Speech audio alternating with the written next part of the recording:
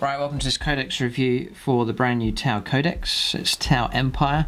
Gradually Games Workshop released the new codexes for 8th edition. I am very impressed with 8th edition in general, and then the codexes I think are excellent. And it seems to be all the armies are being improved. The consensus is that the codexes are improving each of the factions. So yeah, armies that are still running on indexes at the moment are struggling, such as orcs, for example. Then the codex, as it comes out for each faction, is really helping each of the different factions out. So expect it to be the same for the Tau. Some of the information we've seen on the Warhammer community page does show improvements. I'm expecting to see heavier hitting weapons, and then some helpful stratagems, different Tau septs as well. It'd be fascinating to see what the rules are for those as well. So in this video it's going to be a full review, just going to go through the entire book, cover all of the rules, all of the units. It's a Tactica as well, so I'm approaching this as a Tau player. It was Tau that got me back into 40k, and then once I got into 40k I then started the YouTube channel, so it's thanks to these guys that the channel is even here. So those of you who've been on the channel for a while, you'll know that there's a lot of games there for the Tau. Gradually changed the colour scheme around. There's a painting tutorial for the Tau, there's army videos and battle reports and so on for them, so you can check out all of that. So I'm going to be taking a look at this in my mind. How am I going to revamp the army? Is it going to stay the same as my current list, or are there going to be some great changes? Are there some new units rising up now in this codex that are better than they were? Games Workshop have probably improved units such as the Riptide, for example, not very good in the index, probably a lot better in this. And then strategies as far as the use of stratagems now, which could majorly affect the whole structure and theme of the army as well. So fascinating stuff. So that's what we're going to do. Games Workshop very kindly sent me this copy along ahead of time, so you can go directly to them, get it on pre-order, or usually I go to gamingfigures.com. They do Games Workshop products but at a discounted rate, and it means you can get a hold of your 40k stuff for less of a cost. And then Gaming Figures, they do a whole lot of other gaming systems and accessories as well.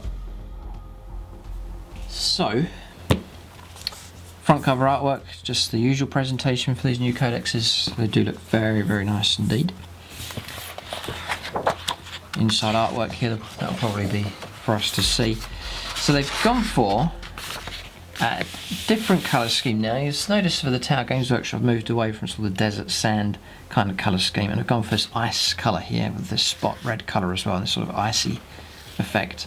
I think it looks very nice, and so that's echoed here with the colour scheme and the theme of the codex here. And they've changed the font around as well, this funky kind of Tau font just here as well. But this is, even this artwork's helpful for a colour reference if you're going to build your army up on that. It does look pretty cool.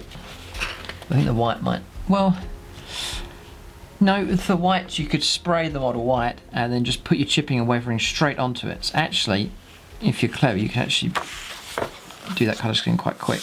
There's an example of it there. Brilliant piece of artwork, this one. So Tau battling against the Death Guard here. And you've got the pure, clean cut technology here of the Tau against the contrasting corruption of the Death Guard.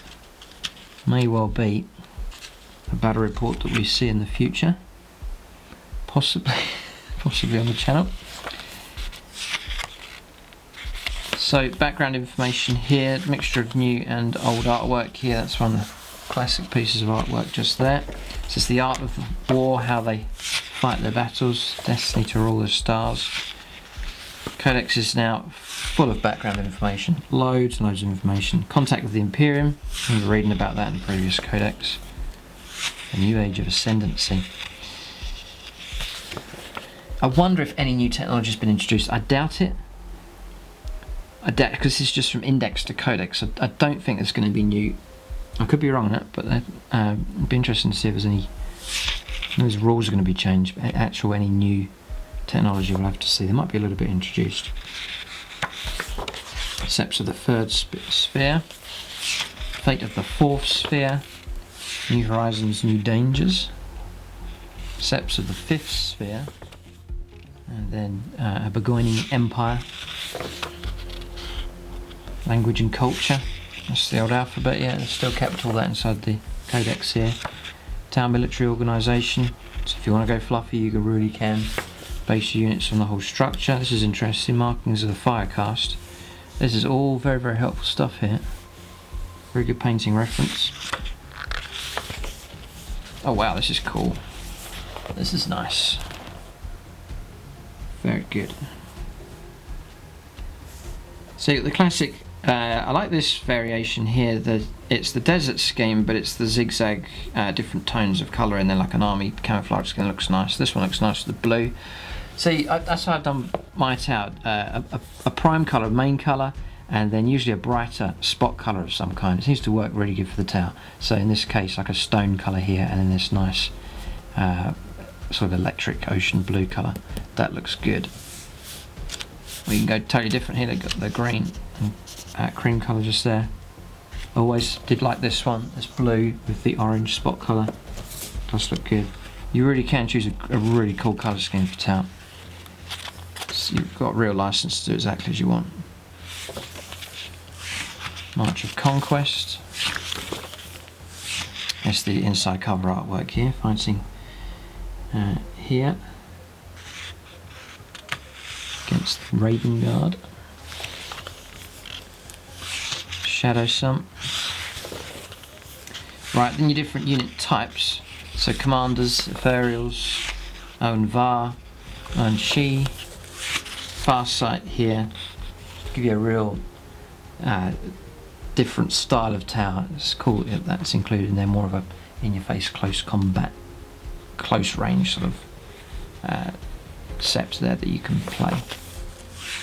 Dark Strider, Cadre, Fireblades, Breacher teams, Strike teams. I've many of these units, virtually all of them, so got plenty to choose from. Interesting to see what changes and what doesn't. Pathfinder teams. I plan to do an army development video. I'll really go through this, meditate on a list, chew it through, and then come out with a proposed army list. And if you want to see that, that'll be over on the Plus channel. The link to that will be in the video description. I imagine that will come out quite soon. And then on the Plus channel, propose that list in all of its detail, all the points, talk about the army strategy and so on, different combinations, stratagems to use, that kind of idea. And then that's at the very, very early stage, and then you're able to have on the Plus channel input into that, so you can leave your own comments and suggestions. And then I do read all the comments, and then sometimes do make changes based on what subscribers have said. And then you can help shape this tower force for the future. And then once the army development's there, I work on the army, put it together, paint up any new units and upgrades and so on, and then the new army comes out on the regular channel here. Delfish sniper drone teams, tactical drones, Hammerhead gunships. Just the usual description, which is really cool to read through here about the different unit types. Longstrikes in there. I'm a big fan of Hammerheads. I'd love to bring them back into the army. Sort of the Stormsurges that sort of push them out. That's my main heavy support. But it's all open now with a fresh codex, so we'll have to see. Stealth battlesuits, crisis battlesuits, Broadsides, Ghostkeels. I do have the index next to me here, just so we can compare points as well. We'll do that in this review as well. There's the Riptide, which has been boxed up and not used for a long time, since 8th edition's come out, so maybe he'll make a comeback. There's the Stormsurge there as well. And then the defence networks, which I'm a big fan of. I don't have it yet, and this may well be an option where I'd branch out and get one of these for my tower force. And the fighters as well, Strike Fighter, Sunshark Bombs, Kroot. Again, not used them, but may well be helpful. A lot of armies using cheap infantry screens now, so that may well be a role for the Kroot. Vespid Stingwings as well. So then you got your helpful reference here. The Tower Commander, the newer plastic kit. He's head and shoulders above regular crisis battlesuits, and he does look absolutely fantastic. It's a fantastic model. Yeah, just showing you some different colour schemes that are available. Looking good. Yeah, this is all photographs from the previous codexes. One of my favourite units as well, the Ghostkeel. Absolutely amazing model, especially when mine's quite a standard pose, but I really like some of the alternate poses that people have done. They look really good. They really do look good. Very tempted to get a second one. See, the thing is, there's lots of units alike, and it's not all going to fit into a 2,000 point army. There's a Stormsurge. It'd be interesting to do an army without one of them. Hammerheads. Let's give you an idea of the kind of size of an army that you could have. Nice infantry units. Do like the larger size infantry units. I had used smaller units, but I like larger size. Really do like them when they're, especially tower units, when they're nice in the ranks of like 10 or 12 strong. Do look very good. Crisis battle suits. I think I'd always have those in an army. And then a lot of flyers in this particular list. And then there's the XV88s just there. Alright, so that's the fluff and the showcase there. We're up to page 88 now. So that's about 2/3 of the book. Now it's rules and so on. So bearing in mind, if you're new to Tau, Tau is like a young race, dependent on technology and firepower, usually keeping the enemy at arm's reach and blowing them away from long range. And so that's reflected in games, and it can drive people mad when you're just being destroyed from long range. But that's the style of the Tau, and they do get a bit of hate for it, but that's the way they play. And so, out of all the armies on the channel, it's often the Tau that I get the most negative feedback on. And it's usually people that've been at the receiving end of their firepower, but that's the way they are. So, hopefully, as a Tau player, I hope their firepower's even more nasty. We'll have to see. So.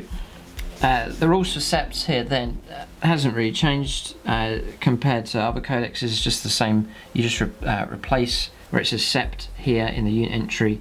You then choose your sept, whatever its rules may be, and just insert it there. So you have to make sure that units are from the same sept. If there's another model from a sept that's granting abilities and so on, it's a similar idea to craft worlds for Eldar, and so on. So it's no different there to the usual. Compared to other codexes. And then accompanying drones is the same as well. Not much has changed there. They count as the same unit type. If you select them, you've got a unit, say you're taking battle suits, and then you take drones, accompanying drones with them. They're elite, so are the drones. They're just clarifying that there as well. And then the war gear upgrades as well. If you attach some war gear to a crisis battle suit, it's not conferred onto the drone itself. So rules then, this hasn't changed as well. For the greater good, so when an enemy unit declares a charge, a unit with this ability that's within 6 of one of the charging unit's targets may fight Overwatch as if they were also targeted. So you've got 2 units of fire warriors, this unit's charged, and then you're within 6, you can Overwatch as well, even though you're not being targeted.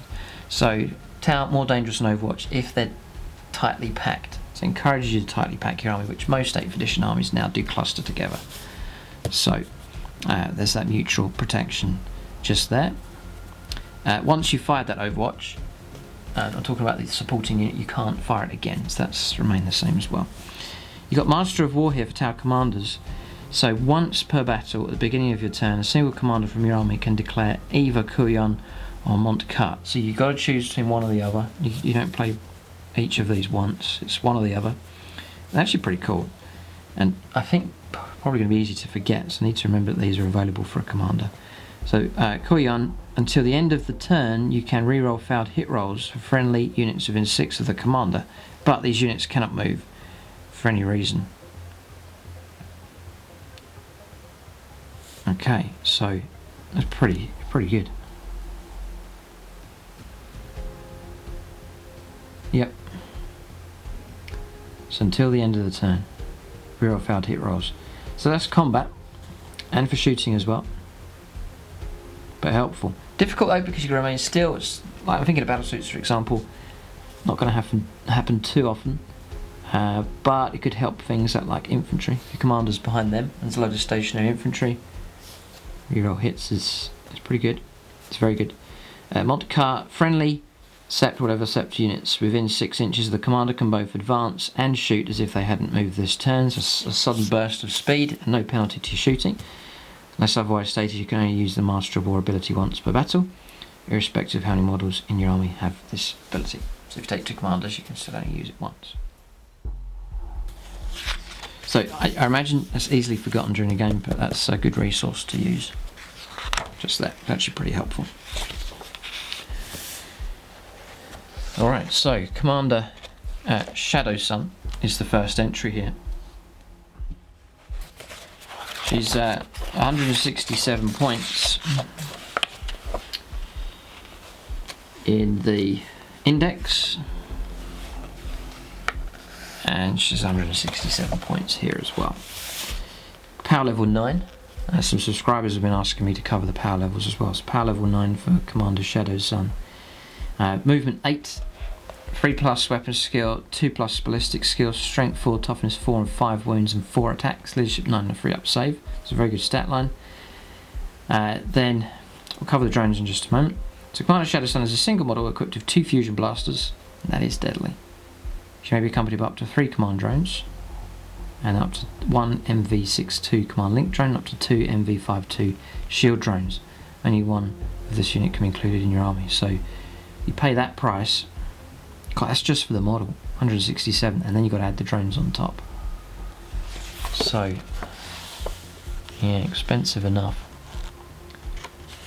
The command link drones are 6 points in the index, and yeah, 6 points in here as well. There's no change of that. Yeah, then the shield drone, the MV52 shield drone, is not the MV4, it's the MV52, is 11 points, and then it's 11 points. Yes, there's no change here at all, it's all the same. So Fusion Blaster, I'll cover that now. I imagine it's remained the same. Range 18, Assault 1, Strength 8, -4 and D6 damage. If you're in half range, it is 2d6, choose the best, or discard the lowest, whichever way around. So that's not changed. I imagine I was expecting that to be the same. So for the Greater Good and Master of War, she has those abilities that we covered. Genius of Koyun, once per battle, Commander Shadow Sun can declare Koyun even if Koyun or Montkar has already been declared. So right, here's a rule, special rule in. Montkar and Koyun cannot both be declared in the same turn, so she's got an ability to use that there. The MV22 Stalker battle suit gives her a 5+ invuln save. Interesting. Camouflage fields, your opponent must subtract 1 from hit rolls to target Commander Shadow Sun or her accompanying command drones. So it's helpful to some degree, but there's a lot of reroll ones, reroll hits now available for most factions. So the -1 to hit isn't that great. The best protection for her is being a character. Defender of the Greater Good, roll a d6 each time Shadow Sun loses a wound while she's in 3 inches of a friendly XV5's 25 stealth battlesuit. On a 2+, a model from that unit can intercept that hit. Shadow Sun does not lose a wound, but the unit suffers a mortal wound. Interesting. So it's well worth getting her to work with them. Big incentive to keep her alive. Excellent bodyguard. Infiltrator. During deployment you can declare Shadow Sun and drones can be set up anywhere on the battlefield that is not within your opponent's deployment zone, is more than 12 inches away from an enemy unit.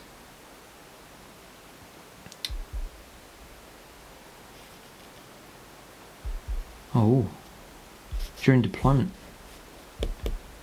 So not able to ambush by Manta Strike. Interesting. That takes away a lot of the surprise.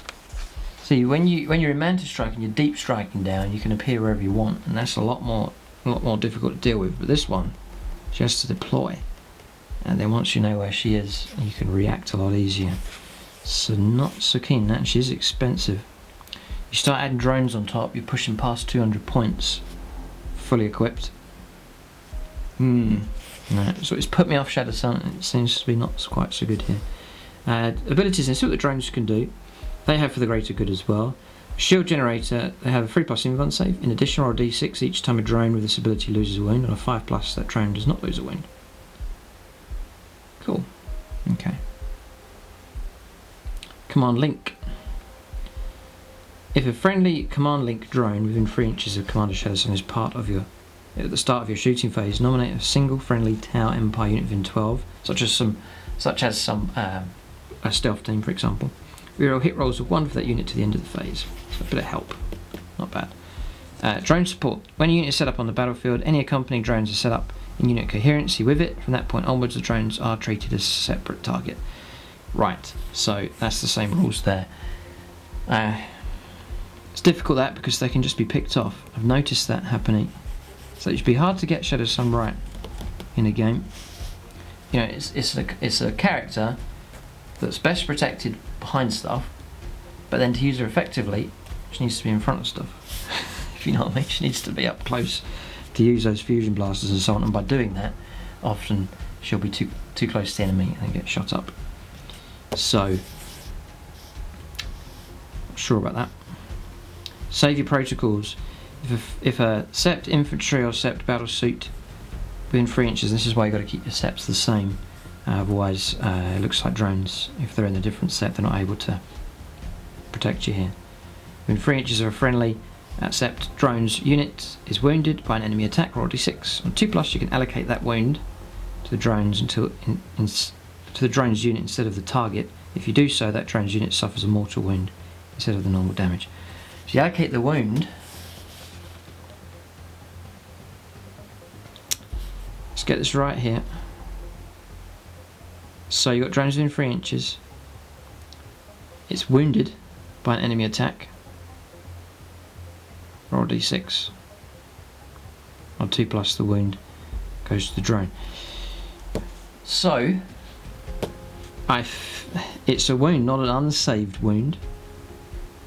So, this is the thing about drones. You know, so you've got to choose wisely with your allocating your drones. So, you've got to remember to do it in the right way. So you're hit by, for example, you've got a commander and he has a drone, and then he's hit by a say a melter gun. You then are wounded by it. The unit's wounded. Alright, so you roll for the toughness of the commander first. You're rolling against the toughness and to wound against the commander himself. And then once that wound has come through, you then say, right, I'm going to allocate that wound onto this drone. And that drone then receives a mortal wound. So no invuln saves and so on are allowed. So you've got to be careful not to waste your drones on small arms fire. So maybe hit by the commander's hit by a heavy bolter, for example, or he's hit by small arms fire. Don't waste putting your drones in, just taking mortal wounds every time a wound comes through. You soon get through your drones. You've got to save your drones for the heaviest hits coming through. Otherwise you end up wasting a lot of drones. Interesting. If you've got a different interpretation of that, but that's the reading of it just there, then by all means leave it in the comments section. But it's a critical point here, getting that right for save your protocols. I know there's been an issue with it in the index, but that's the wording of it here in the new Codex. It's an important one. Drones are a great way of keeping units, important units alive. Right, so then you've got Commander Farsight here, power level 8.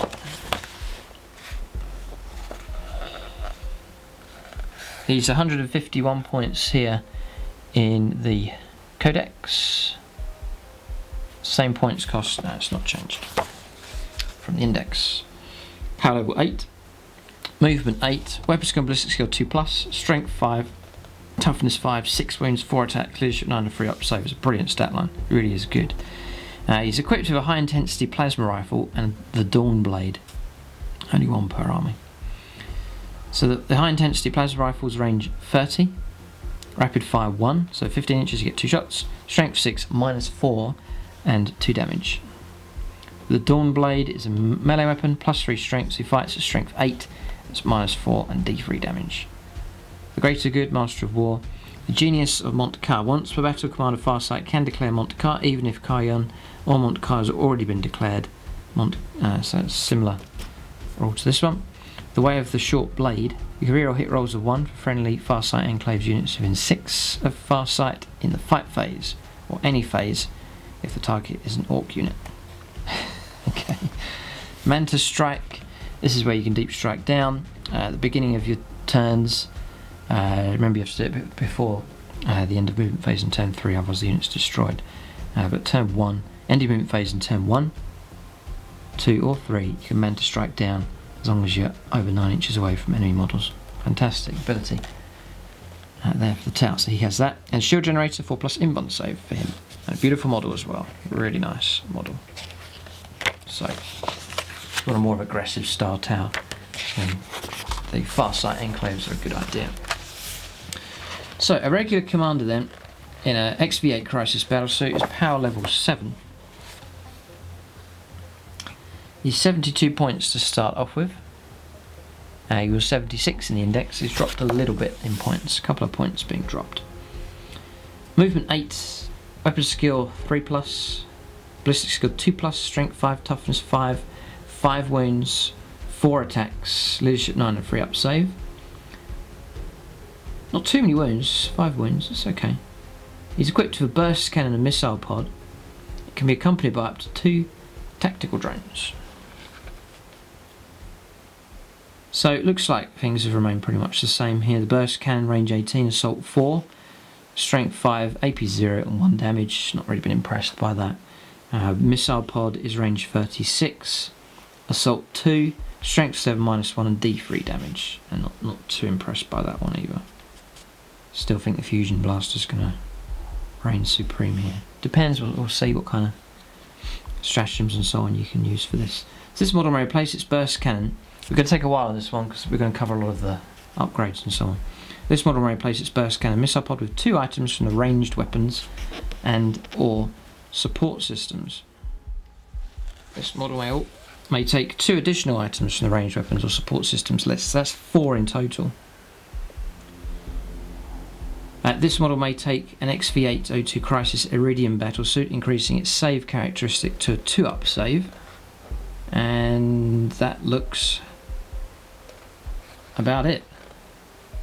So you're just increasing your armor save by +1. So that's 15 points for that. Not sure if I bother with that really. 15 points just increase your armor save by an extra 1. Maybe.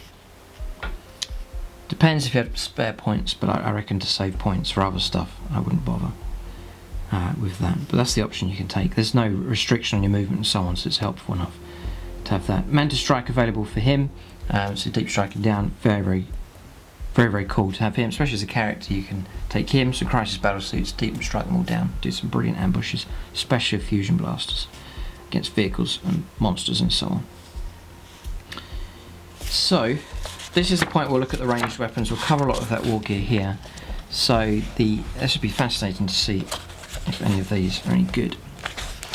So the air bursting fragmentation projector first of all, range 18, assault D6, strength 4, AP 0, 1 damage, and you can fire at targets not visible to the bearer. And that will cost you 8 points. So it's come down in points, it was 10. So it's a slight reduction in that, not really a big fan of it though. Next one's the burst cannon, which we've covered. And that was 10 points in the index, and it's now 8 points, so a slight reduction for that one as well. I know some fans of that weapon. They load out their battle suits with loads of them just to hose down and ambush light infantry. So those players will be glad to see a points reduction for that. Then the Cyclic Iron Blaster, which can't be taken by a commander in a Coldstar battlesuit. So you can go for standard, which is range 18, assault 3, strength 7, AP -1 and 1 damage, or you can go for overcharge, assault 3, strength 8, -1 and D3 damage. And if one or more hit rolls is a 1, the bearer suffers a mortal wound after all this weapon's shots have been resolved. So it's alright. There's a number of tower weapons that try to do, that aren't good at either or. There's ones that you end up, you're trying to use them for anti-tank and then you don't do too much damage. So the Cyclic Iron Blaster, for example, I know what's going to happen. I'm going to end up firing at vehicles and then just be disappointed just by struggling to cause wounds. Only -1 on the save and it's only D3 damage, and so it's not that great against vehicles. And then you fire at infantry, fire at Space Marines, for example, and it's only -1, and again you're going to struggle to bring down Marines. It's sort of a weapon that's stuck in the middle. A number of weapons like that. The missile pod's another example. It's high enough strength, but still it's going to struggle against vehicles as well, unless you've got like a mass of them. That's why I sort of like the fusion blaster. You know what it's going to do. It's for vehicle killing, and it does do a good job. So a flamer is next, which is just going to be a standard flamer, range 8, assault D6, auto hits on target. Same the usual rules for that. It's 9 points. well, it's 10 points, that's come down slightly as well. The Fusion Blaster, which you've already seen, it's a fantastic weapon, my favourite nasty weapon I think for the tower. Has that come down in points? Probably not, because it's probably just good. I thought 35, no, that's Fusion Collider. Fusion Blaster is 21 points, and it was 21. Yeah, alright, okay, so no change. Thankfully it hasn't gone up in points, so no complaints. I guess you can argue it, you know, for every one Fusion Blaster you're getting 2. No, you're not. Cyclic Iron Blaster, by the way, is 18 points here in the new Codex. So the same points as it was in the Index. So no, they're comparable in price actually. So I'll definitely go Fusion Blaster. But Burst Cannons, for example, you can get 2 of them with points to spare compared to a Fusion Blaster. So you know, you can weigh it up that way. You can get a lot more shots. So that's one option. Missile Pod, I've just seen it here, is 24 points. That's horrific. Yeah, it's not changed. I can't believe it's so expensive. Yeah, I'm sure I got it right here. Missile Pod, 24 points. Ridiculous. So high in points. It's a shame. I know there's a lot of tower players, again, the fans of taking Crisis Battlesuits and then taking double Missile Pod. But that's going to price you out of doing that. Very, very expensive. Unless you've got some kind of way of making them very reliable for shooting, you know, making sure you get those hits, you spend a lot of points there. Plasma Rifle is the next option. So it's down here, it's Plasma Rifle, range 24, rapid fire 1, strength 6, -3, and 1 damage. So pretty good at infantry clearance, bringing down things like Space Marines and so on. So you can give like 2 of them to a Crisis Battle Team member. You know, if you've got a squad of 3 chucking out a fair amount of shots, it's going to bring Marines down. So the way I play Crisis Battlesuits is I usually use them to neutralise like a key threat and to ambush that threat where you maybe struggle to target it from range. Then I send in the Crisis Battlesuits, and usually it's something like a nasty monster or a vehicle, and so then I need vehicle and monster busting weaponry. And so the Plasma Rifle, yeah, you're going to put some wounds, but is it going to reduce the wounds all the way down to destroy something? And so no, not really. So usually I like to go for the Fusion Blaster. You can drop it down and then it's going to just strip wounds down, especially if you've got a unit of a good number of them. So that's why I go for the Fusion Blaster. It looks like that's not going to change. Right, just to get points though for the Plasma Rifle. I mean, you may totally disagree. Maybe you have a completely different role for your Crisis Battlesuits. If you know, listening to what you're going to hear here in this review, based on your previous experience with the Index, which the rules aren't going to change too much, then leave your own personalised battlesuit combinations, or even your commander combinations, and then, you know, why do you take that? Has it been successful? Leave that in the comment section. It'll be fascinating to see what different Crisis Battlesuit combinations there are and which ones work and which ones don't. But for me, it's Heavy Fusion Blaster combination, I'm afraid. Plasma Rifle. Plasma Rifle is 11 points. Now, that is cheap compared to some of the others. That is very good. So you want to go anti-infantry, anti-armoured infantry. Plasma Rifle is nice. Yeah, that is good. Still 11 points, the index hasn't changed, but interesting that one. So that's your ranged weapon options. We'll look at the support systems now. So we're thinking of the commander, but later on this is going to apply to all different units. So support systems, advanced targeting system. So a model equipped with an advanced targeting system increases the AP characteristic of all its weapons by 1, e.g. an AP of 0 becomes -1. This is a helpful upgrade. It costs 8 points in the index. Other models. So there's separate pricing here. Advanced targeting system for Ghostkeel, Riptide and Stormsurge is 18 points. And then advanced targeting system for all other models is 12. So this has actually gone up in points cost for this upgrade. Okay. See, that's a lot. So I wouldn't bother. I'm thinking of crisis battle suits or a commander. Again, if I'm taking the fusion blaster, you're already on -4 and on the AP, so then you don't really need to take that. And so that saves you some points that way. But it would be helpful though for if you're going for like a cheap crisis battle suit with loads of shots coming from burst cannons, for example, and then turn all of those into AP -1. I can imagine that being pretty cool, because usually even you're going to shoot up light infantry, they've got some kind of save, like a 6 up, 5 up, that -1. Or if the unit's in cover, it's just going to chip off a bit of the armour save. So that may well be useful. But it has gone up in points.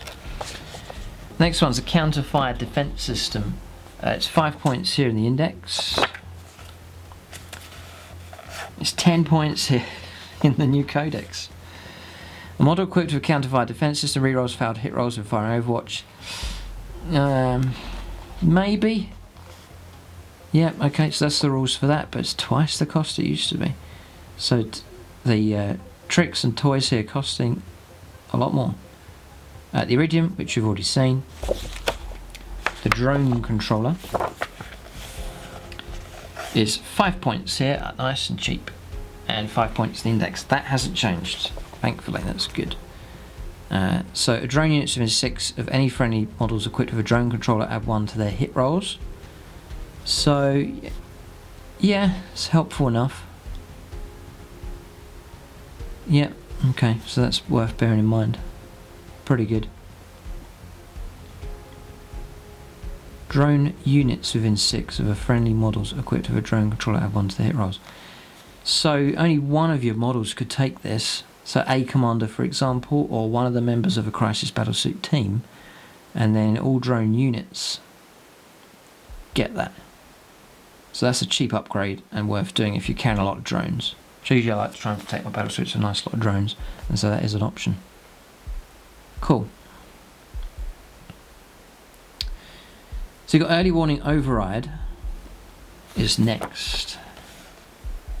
Now, again, it's priced separately here. So for the Ghostkeel, Riptide and Stormsurge it's 10 points, and for all other models it's 5.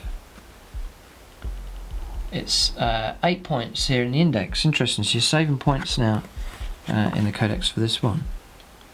If any enemy units are set up within 12 of a model from your army equipped with an early warning override as the result of an ability that allows them to arrive mid-battle, for example teleporting onto the battlefield, at the end of that phase the model may immediately shoot at one of those units as if it were your shooting phase, but it's -1 to your hit rolls.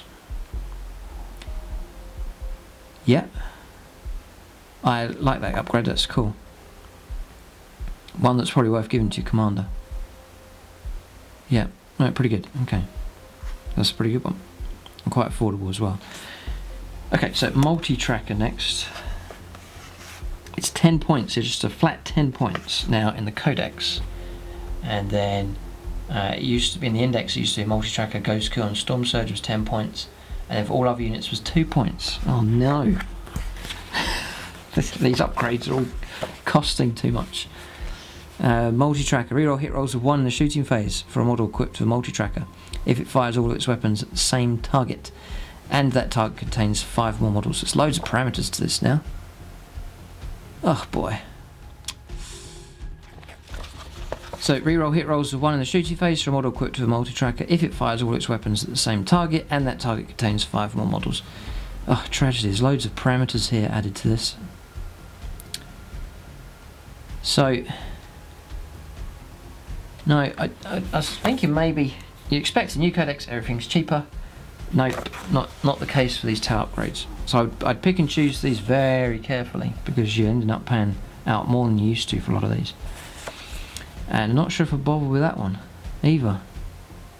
Maybe for a commander, but you're starting to knock up the points here. So shield generators are 4+ invuln save. You can't take it on a Riptide. Shield generator. The Stormsurge is 40 points, yeah, that's fine. And for all other models is 8 points. That's helpful. I reckon that'd be worth taking on the commander. Yes. Shield generator then. All other units is 8 and 40, it's the same in the index, no change of that one. Next is target lock. all other units is 6, and then Ghostkeel, Riptide and Stormsurge is 12. That's the index. It hasn't changed here in the Codex. A model with a target lock does not suffer the penalty for moving and firing heavy weapons, or for advancing and firing assault weapons. The model can also advance and fire rapid fire weapons, but must subtract 1 from its hit rolls when doing so, so helpful enough. Velocity tracker, +1 to hit rolls for velocity tracker to units that can fly, so very helpful against things like skimmers, and like Dark Elder skimmers, assault marines, anything with the fly keyword. Doesn't necessarily have to be a flyer, so anything with the fly keyword is +1 to hit. That's very helpful, and that costs, wow, 2 points for all other models. Just easily give that to just all of your crisis battlesuits and commanders. And then it costs 10 points for the Ghostkeel, Riptide and Stormsurge. That one's a must. That's very cheap, and it's a brilliant bonus. Really is really is helpful. There's a lot of units out there with the fly keyword, and it hasn't changed in points cost compared to the index. So interesting there. I'd pick and choose maybe a couple of these, but being aware of the, you end up paying out a lot of points if you really start taking all the upgrades. You're going to double the points cost of your model. So we've covered all of that. Then we've covered all the weapons. We've covered a big chunk of the war gear and options here. Man to strike them for him, and that's him done. So then you've got Commander in the XV85 Enforcer battlesuit. Enforcer battlesuit. Power level 7. So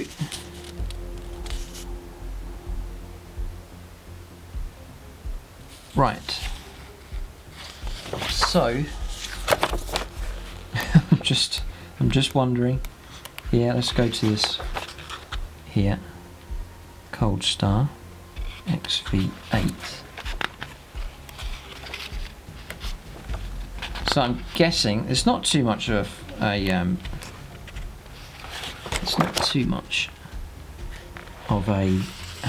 selection of pictures here. I'm just checking something here. What I want to see is he's number 6. It doesn't say. Commander Odo Ring. So what I'm thinking is, I think this is right. So if you're taking a commander that looks like this, it's the commander in the XV8 Crisis Battlesuit. If you're then taking a commander that's this version, the newer model, the bigger one, then that is your Enforcer battlesuit, the XV85, and then the flying version is the XV86. I think that's how it's done. So you can take the small commanders now. And if you do, it's still power level 7, but you get the extra wound, and that's about it.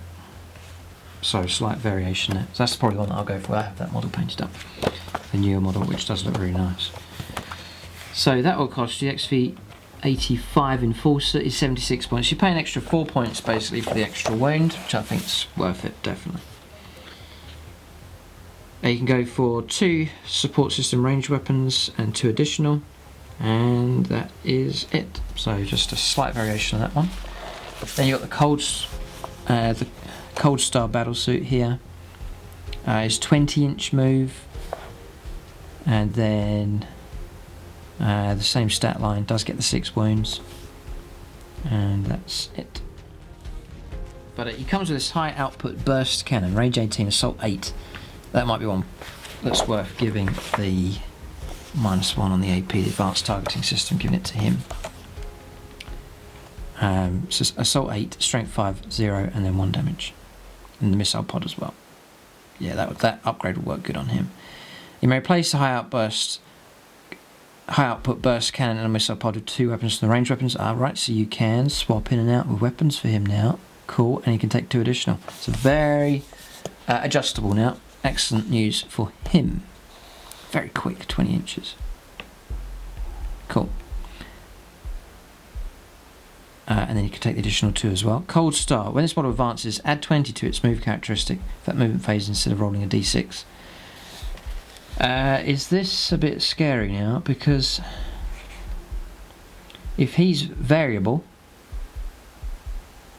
then you can start putting fusion blasters on him, and that means that he can do things like move 20, advance 20, and fire at -1.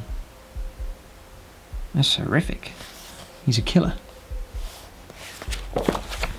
Points cost for him is 90 points. So you know, about 15 points more to get something potentially very nasty.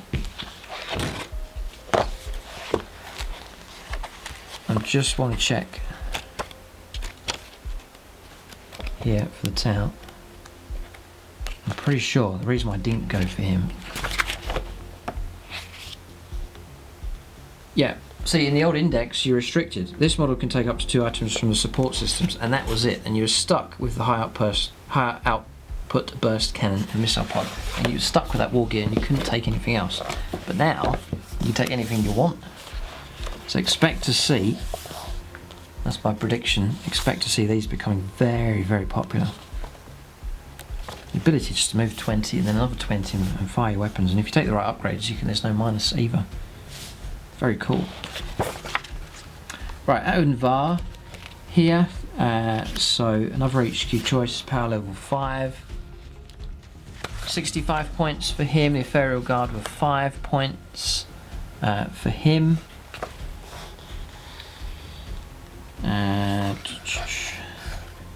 Yeah, 85 points of 5 points has gone up a fair chunk.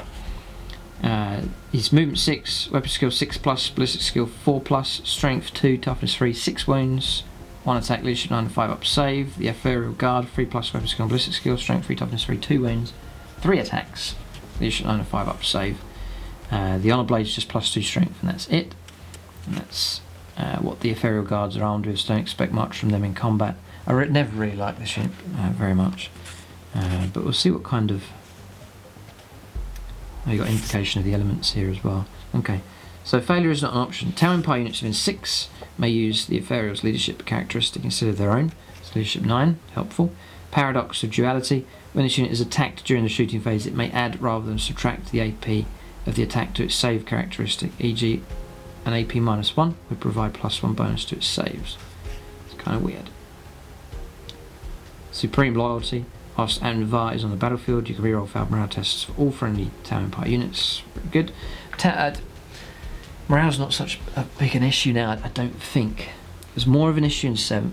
It's less of an issue now in 8th, so anything morale boosting I don't see as value as it used to be. And then you've got the Grand Invocation of the Elements. In your movement phase, Odinvar can invoke up to 2 elemental powers. All friendly Tower Empire infantry and battlesuit units within 6 of the model invoking an elemental power gain the relevant benefit until the start of your next turn. A unit can only be affected by the same elemental power once per battle. So you can choose up to 2 here. For regular Ethereal, it's just 1. These are the options here. Calm of Tides, -1 for any morale tests made for affected units, so a bit of a bonus there. Storm of Fire, reroll hit rolls of 1 in the shooting phase for affected units, but remain stationary in the movement phase. That's alright. Sense of Stone, whenever a mod on the unit loses a wound, or a d6 on a 6 you don't lose the wound. Sense of Stone, that can be helpful. And that, by the way, is for infantry and battlesuits. And then Zephyr's Grace, you can reroll the dice for affected units when they advance. I take the Ethereal, not this one here, but your regular Ethereal's cheap, and I usually take out Sense of Stone. Just 6 ignoring damage coming through, just adds to a bit of your durability. And then Storm of Fire is helpful enough rerolling ones as well, just to boost the firepower and make it that bit more reliable. So that's alright. There's one thing I want to check here. Got a bad feeling about something. Let's just check. You might have this question as well. It's Broadsides. It is, right. Broadsides are battlesuit, so you'll get the 6s to ignore damage and the reroll ones, and that's helpful. So I'm thinking like Gunline, Ethereal, and then some broadside battlesuits, and they've been benefiting from that. So that's him. So it's an expensive Ethereal just there. You've got Aaron Shi, it's rather sort of combat based Ethereal. Power level 3. and he is 60 points. 68 points. He's come down 8 points compared to the index. Movement 6, 2+ weapon skill, ballistic skill 4+, strength 3, toughness 3, 5 wounds, 5 attacks, load of attacks, and hitting on 2s as well. Honor blade is strength, is +2 strength, and that's it. He's got a 4+ invuln save. Failure is not an option for morale. Blade Master. At the beginning of each fight phase, choose one of the following effects to last until the end of the phase. His combat attacks have AP -2. Nice. You can reroll failed invuln saves. So you can go aggressive or defensive on him. He's not bad for 60 points. I still wouldn't really bother. I'm going to concede the fact that Tau, for the most part, are useless in combat. And so just take the bog standard, cheaper Ethereal. It's power level 2 here. And a standard HQ Ethereal was 45 points. And he was 45, so no change at all. So still definitely an option to take.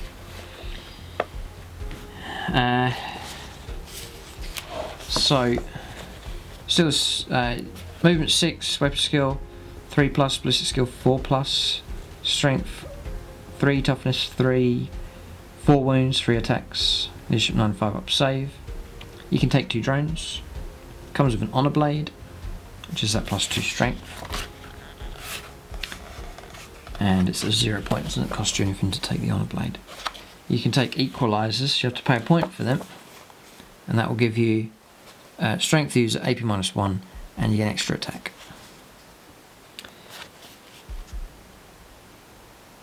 You can take a hover drone, increasing his move to 8, giving it jetpack and fly. Yeah, something I'll bother with that, the hover drone. It's +1 power rating to take it. Failure is not an option. I can't find a hover drone in here. It's probably about 5 points. Honestly can't find it. I don't know where it is. It's not under drones unless I've missed it. So it's probably about 5 points for the drone. So failure is an option. Same rules that we've seen there for morale, which is helpful. I like to have an infantry gun line. So the bonus to morale and the bonus of a bit of firepower, and then also the 6 to ignore wounds. All in all, if you've got a nice infantry size line and some like broadsides and so on, I think it's worth taking. So it looks good. I'll still take the Ethereal, I think. Right, next is the Cadre Fireblade here. He's power level 2. He's 39 points and he's not changed since the index, so no difference there. I have one of these as well. I'm hoping that he's still pretty good. So movement 6, weapon skill, ballistic skill, weapon skill is 3+, ballistic skill 2+, strength 3, toughness 3, 5 wounds, 3 attacks, leadership 8 and a 4 up save. He's armed with Markerlight, pulse rifle and photon grenades, and he can be accompanied by up to 2 tactical drones. So the Markerlight then, we'll check out the rules for those. It would be good to do it now, I'd imagine. So Markerlight, range 36, heavy 1, and then the rules for that is page 123. Pulse rifle as well, range 30, so that hasn't changed. Rapid fire 1, strength 5, AP 0, and then 1 damage. Photon grenades is range 12. Nice range on them. Grenade D6. This weapon does not inflict any damage. Your opponent must subtract 1 from any hit rolls made for infantry units that have suffered any hits from photon grenades until the end of the turn. So helpful enough. Just got to get that hit, and there's a good chance of doing it with grenade D6. So volley fire special rule. Models in that sept units within 6 inches of any friendly of the same sept cadre fireblades may fire an extra shot with pulse pistols, pulse carbines and pulse rifles when shooting a target within half the weapon's range. So that's the same rule there as done previously. So close range, which is going to be like 15 inches. Yeah, for your pulse rifles, for example, you can get an extra shot. Be very helpful just to blast the opponent hits. Cool. And it's not in the shooting phase, so I'm thinking on Overwatch as well you get that bonus as well. So I think that's cool. It's only take him if you've got a lot of fire warriors, which I usually have got a good number of units of them. So Yeah, may continue to take him. Pretty good. He's very, very cheap indeed. Very cheap. Right, so page 123 then for Markerlights. This is going to be one of the interesting sections here. So if a model other than a vehicle fires a Markerlight, it cannot fire any other weapon in that phase. When a unit is hit by a Markerlight, place a counter next to it for the remainder of the phase. The table below describes the benefits Tau Empire models receive when shooting a unit that has Markerlight counters. All benefits are cumulative. You stack the results one on top of the other. So one Markerlight is reroll 1s for Tau Empire models attacking this unit. That's regardless of whatever sept it may be. Result number 2, or 2 Markerlights. Destroyer and Seeker missiles fired at this unit use the firing model's ballistic skill and any modifiers rather than hitting on 6s. So that's that. Then 3, the target unit does not gain any bonus throws for being in cover. And then 4, Tau Empire models attacking this unit do not suffer the penalty for moving and firing assault weapons or advancing and firing assault weapons. You know, the bonuses are small really. And then 5 or more Markerlights, add 1 to the hit rolls of Tau Empire models attacking this unit. So it's very similar to how it was. The primary way that I've used it is helping out the Stormsurge, to making sure those destroyer missiles fire at a decent rate. That's the primary use now for Markerlights for me. 3-roll 1s is okay, it's not that amazing. And then I'm getting that free of charge anyway with the Ethereal. So there might no bonus to cover. I mean, it's not as big an impact as it used to be in 7th edition. You know, a cover save, like you're in a bunker 2-up save, and then the old Markerlights used to strip cover away entirely, so you had no cover save at all. That was a massive bonus, but now it's just coverage is +1, so yeah, not that amazing. You know, there's no -1 to shooting when advancing and firing heavy weapons. Not that amazing again. So the best result is that helping the destroyer missiles fire at a decent ballistic skill instead of hitting on 6s, but other than that it's quite tame. So Markerlights don't have the, not as potent as they used to be, I don't think. But that's the rules for them. Right, so you've got Darkstrider here, another character. He's 45 points in the index, and it's the same points here in the Codex as well. Movement 7, weapon skill 3+, ballistic skill 2+, strength 3, toughness 3, 5 wounds, 3 attacks, leadership 8 and a 5-up save. Markerlight, pulse carbine and photon grenades. So the pulse carbine's not changed. Range 18, assault 2, strength 5, maybe 0 and 1 damage. Already covered photon grenades for the greater good. Structural analyzer. In your shooting phase, pick a friendly Tau sept infantry unit within 6 of Darkstrider. Pick an enemy unit that is visible to Darkstrider. Until the end of that phase, add 1 to the wound rolls made for the friendly Tau sept infantry units attacks that target the enemy unit you picked. So +1 to wound is helpful enough. Yeah, it would be helpful enough. Vanguard. At the start of the first battle round, before the first turn begins, you can move Darkstrider up to 7 inches. You cannot end his move within 9 inches of any enemy models. If both players have units that are able to do so, at the start of the battle round, but before the first turn begins, the player who's taking the first turn moves their unit first. Fighting retreat. Friendly sept infantry units within 6 of Darkstrider in the shooting phase may attack with ranged weapons, even if they fell back.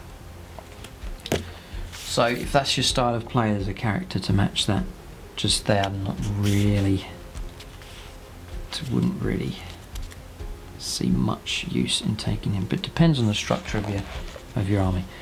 Right, Longstrike is here in the HQ section, doing separate entry. Yeah, he's here, he's in the regular HQ, he's named, but he's actually over here in this section. Oh, the Ethereal with the hover drone, by the way, I found it, it's 50 points, here's 5-point upgrade. So Longstrike, 137 points. Yeah, he's not changed in points at all compared to the index. Might be some slight rules adjustments with him. He's power level 10. So his gunship then is weapon skill 6+. You're on a 13 wounds for this. It's a good amount of wounds for a tank. 13 wounds, movement 12, ballistic skill 2+ and 3 attacks. Hitting at 6+, strength 6 for the vehicle, toughness 7, 13 wounds, leadership 8 and a 3-up save. Gun drones I'll cover that now because it will cover gun drones for later on. Movement 8 for these, 5+ weapon skill, ballistic skill, strength 3, toughness 4, 1 attack, 1 wound, leadership 6 and a 4 up save. So he's armed with a railgun. This is going to be interesting. Accompanied by 2 MV1 gun drones and equipped with 2 pulse carbines, each equipped with 2 pulse carbines and only 1 Longstrike per army. So, the railgun. Oh, no. Yeah, maybe. So the railgun then, solid shot, 72-inch range, heavy one. Strength 10, so you are going to wound in most targets on vehicles on a 3+, even Land Raiders and Imperial Knights. AP -4, so you're going to bypass a lot of armour. And then D6 damage. I thought they would have improved this. Each time you make a wound of a 6 for this weapon, the target unit suffers D3 mortal wounds in addition to the normal damage. There's the ability to cause a bit of extra damage there, but only if you roll that 6 to get your wounds, a 1 in 6 chance of rolling that up. You can fire sub-munitions, which is range 72, heavy D6, so you could roll 6 shots or 1 shot, and strength 6 -1 and 1 damage, and that's pretty poor, actually. Okay. So, Longstrike, 137 doesn't include any war gear. So you then looking to upgrade and take the railgun, which you have to add 38 points to that. Then you've then got to add your drones, which is 12 points each, 24 points each to take those gun drones as well. So you push them up towards 200 points once you've added all of your upgrades. Longstrike's gunship may replace its railgun with an iron cannon. The iron cannon is 35 points, and that is standard is range 60, heavy 3, strength 7 -2 and 2 damage. Okay, or you can go overcharge, heavy D6, so a bit more volatile the number of shots, strength 8 -2 and 3 damage. If you're already any hit rolls of 1, the bearer suffers a mortal wound after all the shots have been resolved. So that's pretty. The overcharge is pretty cool, actually. The overcharge is nasty enough. If you roll well enough, it's powerful enough to one-shot a tank. 1 round, I mean. So, like, if you rolled like 6 shots, you got 5 hits, they all wounded, or 4 of them wounded, and your opponent failed some saves, 3 damage a time, you could knock that right the way up to possibly destroying a vehicle. So the overcharge there, the iron cannon, is pretty nasty. Not bad. I think it's an option now. In fact, dare I say it, it's comparable to the railgun now. You get your railgun hit, it's a 1-shot weapon, 2s to hit, you get your hit, you get the wound, and then it goes straight through the armour, you roll your damage, you roll 1. Oh, blast. That's the only worry I've got. I mean, for example, on average, your railgun, I can't take hammerheads, this is such a shame. On average, your railgun, for example, the average score on a D6 is going to be a 3 or a 4. That's the average amount of damage you're going to do. So major big gun, you swing it around, you fire at target. In 7th edition, it was a weapon to be feared because you could just literally 1-shot kill a lot of tanks with the railgun. It was scary. It was so much added to the explosion chart, but now you could fire a tank, wounding it for 4 turns and still not destroy it if you don't roll well enough. I don't know, maybe there's something, we'll see later on if there's any, because I really root for these, but not so good here at the moment. You can take up to 2 Seeker missiles, so you can add those on. The Seeker missiles here, it's heavy 1, range 72, strength 8 -2 and D6 damage. Each Seeker missile can only be used once per battle. It only hits on a 6, regardless of the firing model's ballistic skill, unless you've got Markerlight support. Yeah, it's worth putting them on Longstrike, I think, because you can fire at the unit's ballistic skill, which will be 2+ to hit.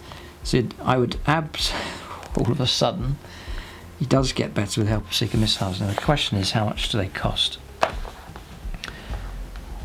So they were Oh dear, they were cheap. Cheap. 5 points in the index. 5 points here in the new Codex. Well, there you go. All of a sudden, this is excellent. I'm just having a look here through the stat lines here in the old index. Oh yes, massive difference. Seeker Missile in the old rules was heavy 1 and it was just a mortal wound caused. Now the Seeker Missile is strength 8 -2 and d6 damage, and that is a massive difference. Suddenly the Seeker Missile is utterly deadly and extremely cheap.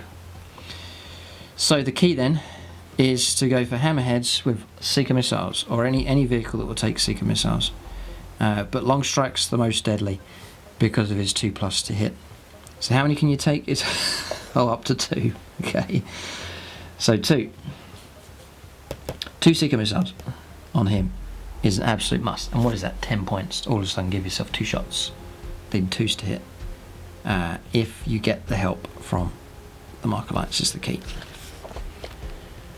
So that's a major incentive to go for Hammerheads, and especially Longstrike. So there's attached drones, it's the rules for vehicles there. You set up with the drones, then you can disembark, they become a separate unit. You can add 1 to wound rolls for Longstrike's gunship when it shoots at a vehicle or monster. That's cool. So usually on 3s to wound becomes 2s to wounds. That's nice and reliable. That's good. Hover tank, you measure distances to and from the hull, and then to and from the hull, whichever is closer, or the base. The battlesuit, the XVO2 battlesuit. Longstrike's gunship treats the number of Markerlight counters on an enemy unit affected by the Markerlight's ability as being 1 higher. Cool. So now for him you only have to get 1 Markerlight hit to then be able to fire your Seeker Missiles at the normal ballistic skill. So that's helpful. Explodes results just there, units within 6 inches, D3 mortal wounds. Firecast Exemplar. You can add 1 to hit rolls in the shooting phase of friendly Hammer, Tau Sept, Hammerhead gunships within 6. Oh yes, it's a hunting pack for them. Brilliant. He is really good. For the greater good, this is for the drones, save your protocols. Yeah, detach, threat identification. Yeah, they have to fire at closest visible enemy target. Yep, okay. So I would be mightily tempted to, strategically, the overcharge iron cannon seems pretty good. It really is pretty good. The railgun is okay. But the bonus of the Markerlights is a massive bonus for him. So, and the abilities he grants, he's very very reliable for shooting, and then he does help other Hammerheads. So if we did go the Hammerhead route, we'd definitely have Longstrike for sure. And then each of the other Hammerheads give them Seeker Missiles as well. Alright, so breaches next. They have come down in points. They were 8 points, they've now been reduced down to 7. So it's helpful. The tactical support turret itself is 0 points, and then it's a standard. Oh no! Oh dear! Your fire warriors now movement 6, weapon skill 5+. Oh no! That's not so good. That's not so good. So they are dreadful in combat. Ballistic skill 4+, strength 3, toughness 3, 1 wound, 1 attack. Leadership 6 and a 4-up save. So you're definitely looking to keep them out of combat. It has to be firepower. So, you've got to be brutal with your firepower with these and just avoid combat at all costs. You've got a leader there, Chassui, is same stat line, just gets an extra attack, and leadership goes up to 7, which is helpful enough. The unit contains 5 fire warriors. You can take up to 5 more. So there's no more, you can take units of 12. The Fire Warrior Chassui can take the place of 1 Fire Warrior. Each Fire Warrior and Fire Warrior Chassui is armed with a Pulse Blaster and Photon Grenades. Just checking here, Pulse Blaster is 0. So there's no extra to take that. The unit may be accompanied by 2 tactical drones, or 1 tactical drone, and an MV-36 Guardian drone. So the MV36 Guardian drone will be here. Yeah, it's a 5+ invuln save. Breacher teams within 3 inches of a friendly Guardian drone have a 5+ invuln save. So it's 5+ invuln save for the drone, and then breacher teams within 3 inches have a invuln save as well. Use your rules drone support for the greater good and saviour protocols available for that drone, or those drones as well. So you can take a Markerlight for the chassis. The Firewire chassis can take a pulse pistol or replace their pulse blaster with a pulse pistol. Any Fire Warrior may take a pulse pistol. The unit may take a DS8 tactical support turret equipped with either a missile pod or a smart missile system. So the missile pod, couldn't do it, it's so expensive, 24 points. The smart missile system is 15, so significantly cheaper. And just checking, smart missile system was 20, so that's actually come down in points cost. And that's range 30, heavy 4, strength 5, and you can fire at targets not visible to the bearer. I still wouldn't bother. I don't think the turrets look okay, and they are ballistic skill 4. But still, I just don't think it's worth taking. I don't know. Yeah, maybe if you need the extra firepower, but I think I'll just go for cheap. Seems to be the way of 8th edition. Just bare bones, cheap block infantry units. You know, 1, 2, 3, 4, 5, 6 units of them, not grades at all. Fills out the army really quick and use them as a screen. You know, they're no real value as such, other than for meat shields and so on, and for getting your command points and so forth. So that's probably how I'd do it. The pulse blaster though, it's a fantastic weapon. So you choose the profile below. It's 5-inch range, is assault 2, strength 6 -2. It really is good. I find it really helpful for dealing with deep striking terminators and space marines and threats that are in amongst your lines, moving quickly with the breaches, and they can deal with it really well. Medium range is still pretty good. Strength is range 10, assault 2, strength 5 -1. It's helpful enough. And you can go 15-inch range, which is assault 2, strength 4, and then no bonuses. Pulse pistols, range 12, strength 5. I've covered all the other bits there. So, yeah, breacher teams then. Sometimes the smaller team's okay, so you can go for like a unit of 6 or 8. Nice size. You can still pack a mean punch with those shots coming through. The rules for the tactical support turret, they're not set up when the unit is set up. Instead, once per game, at the end of your movement phase, you can set up the tactical support turret within coherency of its unit and more than 2 inches away from enemy models. The turret cannot move for any reason and is destroyed if the breacher team moves away. Moves out of coherency with it. The destruction of a tactical support turret is ignored for the purposes of morale. And for, again, another reason not to take them, because you're sort of pinned in that position then. But you could play it that you take a miss, so you pay out the points, you pay, because really you're not paying for the turret, you're just paying straight out points only for the weapon system itself. So you're just going to be 24 points for the missile pod. And in a way you could play it where you set that up, so you've got a defensive line, the pods all go out, and then you're chucking out your missile shots, and then the rest of the cheap fire warriors are acting as a bodyguard. So you could play it that way. Maybe one way to play it. So yeah, it's not entirely a waste. But I'd only use it on units I know I'm going to keep stationary. You know, these units are going to sit here and chucking out shots, and so I'm going to set up my turrets to not move. Or deploy them inside the gun rig and the defensive platforms. Is another idea. And then we've covered the drones. So that's breaches. Then you can go for strike teams. Same rules really, but you go for the pulse rifles or the pulse carbines. Just check the points cost on them. Is 7 points as well for strike teams. Yeah, so cheap. You know, you get a 10, 70 points, it's nothing, but it bulks your army out really good, and their firepower is decent. So yeah, you can play it. Take cheap units, large cheap units, do like that, and then start taking characters like Ethereals and commanders and so on, and then they influence all of those units without having to actually pay for individual upgrades for each unit. Instead, you just enhance them with one character. It's sort of a more efficient way, I think. That's how I've played the Tau for quite a while. So that's the rules of strike teams. Nothing else here. The bonding knife ritual, which is a rule that I always forget. If you're a 6 for taking morale test, which is usually like a terrible roll, the test is automatically passed, which is actually really good. And that is it. Yep. My usual preference is pulse rifle, just to get that nice long range. Kroot carnivores. Shame about these. They've been relegated for a while, but with 8th edition now, cheap skirmishing screens are very helpful. Kroot are movement 7, weapon skill 3+, 4+, ballistic skill, strength 3, toughness 3, 1 wound, 1 attack, leadership 6, a 6 up save. You can take it 10 Kroot, you can take up to 10 more.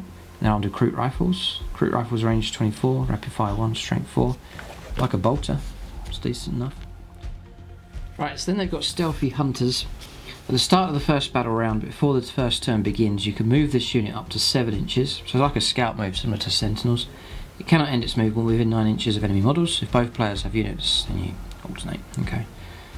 So that really does make them good for screening your armour. You're worried about deep strikers coming in. Start of the turn, you spread this large meat shield out of Kroot carnivores. It's a nice fluff to it as well, sort of scouting ahead. The Tau don't want to go too far ahead, don't want to get ambushed. They send out the Kroot to look around, using their dogs to sniff out any trouble. So that kind of thing. I'm a big fan of the Kroot. I love the sculpting on the miniatures and the whole idea behind the mercenaries. It's a great idea. So you may well see them in a future army. I'd love to bring them back in. See what happens. Interesting that. So then you've got the Kroot Shaper. This is the leader here. On to elites now. So that's troops. Now we're on to elites. So the Kroot Shaper. He is not here. So Kroot Hounds are just there. And Kroot Carnivores is 5 points for them. Kroot Shaper's here in elites, right? Okay, so it's not an HQ. 31 points for him. So there's no change in cost. So it may well be worth taking one of these. Movement 7, weapon skill 3+, ballistic skill 4+. It's all the same stat line, but he's got 5 wounds. He has 3 attacks instead of 1. In leadership, it goes up to 7. So Kroot rifle is the usual armament there. He's armed with a ritual blade, which is strength for the user. No bonuses there, no minus on the AP or damage. If any models are destroyed by this weapon, friendly Kroot within 6 of the bearer do not have to take morale tests in the morale phase for that turn. Right, so encouraged by the leader slaying someone. Wisest of their kind. Kroot units within 6 use the Shaper's leadership instead of their own, which is just 7. Kroot, the Shaper commands reroll wound rolls of 1 for friendly Kroot units within 6 of this model. Okay. So reroll wounds. So I take it as shooting and for combat as well. So a bit of a bonus for him. He's cheap enough, so you may well want to add one of them in. Krootox Riders. Here. So 34 points. 34 points. No change really for these. Movement 7, power level 2 for him as well. Weapon skill 3+, ballistic skill 4+, strength 6, toughness 5, 4 wounds, 2 attacks, leadership 6 and 6 up save. And the main thing to look at is the Kroot gun, which is pretty much not changed. It's strength, it's range 48, rapid fire 1, so you get 2 shots within 24, which is pretty good. And strength 7, -1, and D3 damage. The Krootox Fists, when the actual beast itself fights, is just strength the user, which is strength 6, no minus on the AP, and it's 2 damage. Agile Brute, when this unit advances, add D6 to its move for that movement phase instead of rolling a D6. Or add 6, yeah, so it's quicker. So yeah, they're okay. Yeah. The Kroot gun is 0, so you're just paying the straight 34 points. Cheap enough, cheap bit of firepower available from these. Okay. Alright, so more elites here. The stealth battle suits. Power level 6 for these. It's a unit of 3. You can take 3 more of them, so you can go up to units of 6. They are armed with burst cannons, which you've already seen, and they're accompanied by 2 tactical drones. You can choose that. So they're movement 8, which is quick enough. 5+ weapon skill, ballistic skill 4+, strength and toughness 4. 2 wounds for these, 2 attacks, leadership 7, 3 up save. And then the chasseur, the leader, gives you an extra attack and leadership 8. Which is leadership 8 is pretty good. And the fusion blaster you can take Markerlight. So you can take support systems, a single item, any model. One model may replace with fusion blasters, the same layout as before. If you take 6 models, then 2 of them can take fusion blasters, and then the chasseur can take a Markerlight and target lock, and a homing beacon as well. So they get, for the greater good, they get camouflage fields, which is -1 to hit. It's all hit rolls, so even in combat I take it. Interesting. Homing beacon. Homing beacon may be used at the start of your movement phase by placing it within an inch of its unit. If there are any friendly homing beacons on the battlefield at the end of your movement phase, one of your sept units that has been set up in a manta, so like a crisis battlesuit team for example, they can perform a low altitude drop instead of a manta strike. Set them up holding within 6 of the homing beacon. The homing beacon then shorts out and is removed from the battlefield. Homing beacons are deactivated and removed from the battlefield if an enemy unit ends a move within 9 inches of it.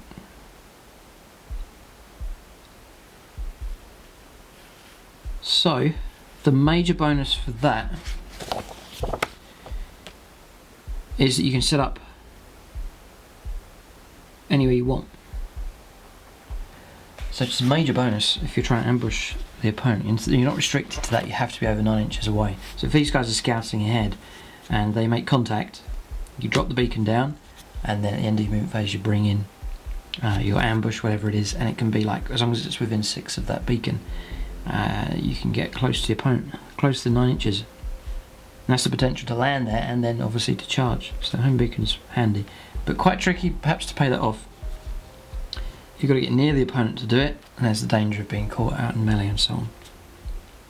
Bonding knife, infiltrators. So you can infiltrate as well. Unit can be set up anywhere on the battlefield. It is not within your opponent's deployment zone and is more than 12 inches from enemy unit, so you can scout them ahead. And then target lock is no minuses for your advanced rapid fire weapons and so on. Oh no, sorry, advancing with assault weapons, and then you can also advance with rapid fire and still shoot, but it's just -1 to hit. Okay. See, I'm not so sure about them, but maybe we'll see a bit later on there'll be good incentives to take them. Again, I've always been not quite so sure about these, but we'll see. Crisis battlesuits, they're my favourite here. Power level 12, and you get a unit of 3 of them. You can add 3 or up to 6 more of them to make a big blob of those. You can upgrade the leader, equipped with burst cannon, and can be accompanied by up to 2 tactical drones each. So, like here, unit of 3 of them, it's got 2 drones each. It's a nice spread of drones. There, interesting loads of. And another one, if you're in the comments section, your favourite loadout for these, taking into account the new updated rules and points and so on, but your favourite loadout for them and why. Mine's obviously the double fusion blaster, I think is pretty cool. It seems to work well, that's what I go for with them, and then loads of drones, probably maxing out on the drones to protect them as well. But leave your own feedback there. So crisis, chasseur, then movement 8 for these guys, weapon skill 5+, 4+ ballistic skill, strength 5, toughness 5, 3 wounds, 2 attacks, leadership 7, 3 up save, and then the leader get the extra attack and the extra leadership of 8. 3 wounds each though, they're tough enough. So, we've seen all of the different loadouts that you can do. There's nothing really new to cover in here, other than for every 3 models in the unit, 1 model can take the Iridium battlesuit. So looks like the tower have expanded out that experimental armour now onto a wider range of units. So 1 in 3 can take the Iridium, giving you 2 up armour save. That's an interesting addition, that. Manta strike down, the ability to deep strike down, bonding knife, and then for the greater good. Other than that, that's it for But I really like them. Hopefully we'll see some decent bonuses and upgrades and so on a bit later on. Right, so then you've got Crisis Bodyguards. They're power level 13. You get 3 of them, and it's the same loadouts that you can go for. Yeah, so same structure. Difference of these is they all come with 3 attacks as standard, and leadership 8 as standard as well. And then also Swarm Protectors. Roll a d6 each time a friendly sept character loses a wound whilst they're within 3 inches of this unit. On a 2+, a model from this unit can intercept that hit. The character does not lose a wound, but the unit suffers a mortal wound. So you really want to look after your characters, you can use that. Interesting. So, Crisis Battle Suits, 42 points each. 42 points each, 45 for the bodyguards, 45 for the bodyguards as well, so no change in cost for them. So they seem to have remained pretty much as they are. Next one is Firesight Marksmen. Interesting.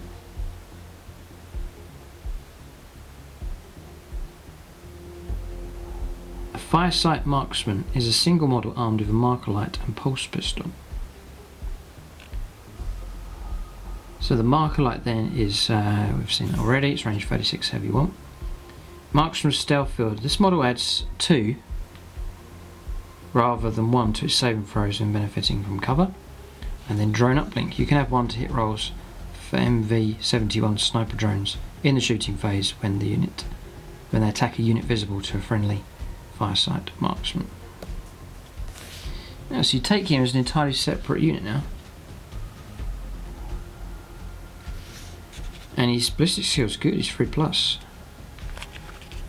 Interesting. Oh wow, he's a character, yeah. This is an interesting development here.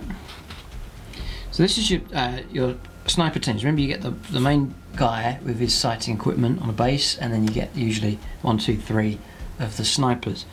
Here it looks like you can just take the marksman without the sniper rifles, and you add the sniper rifles in later. It's just a 1 elite. Yeah, it's just a 1 elite slot. You can't expand it out, and you don't add any drones to it. So I wonder how much this guy is.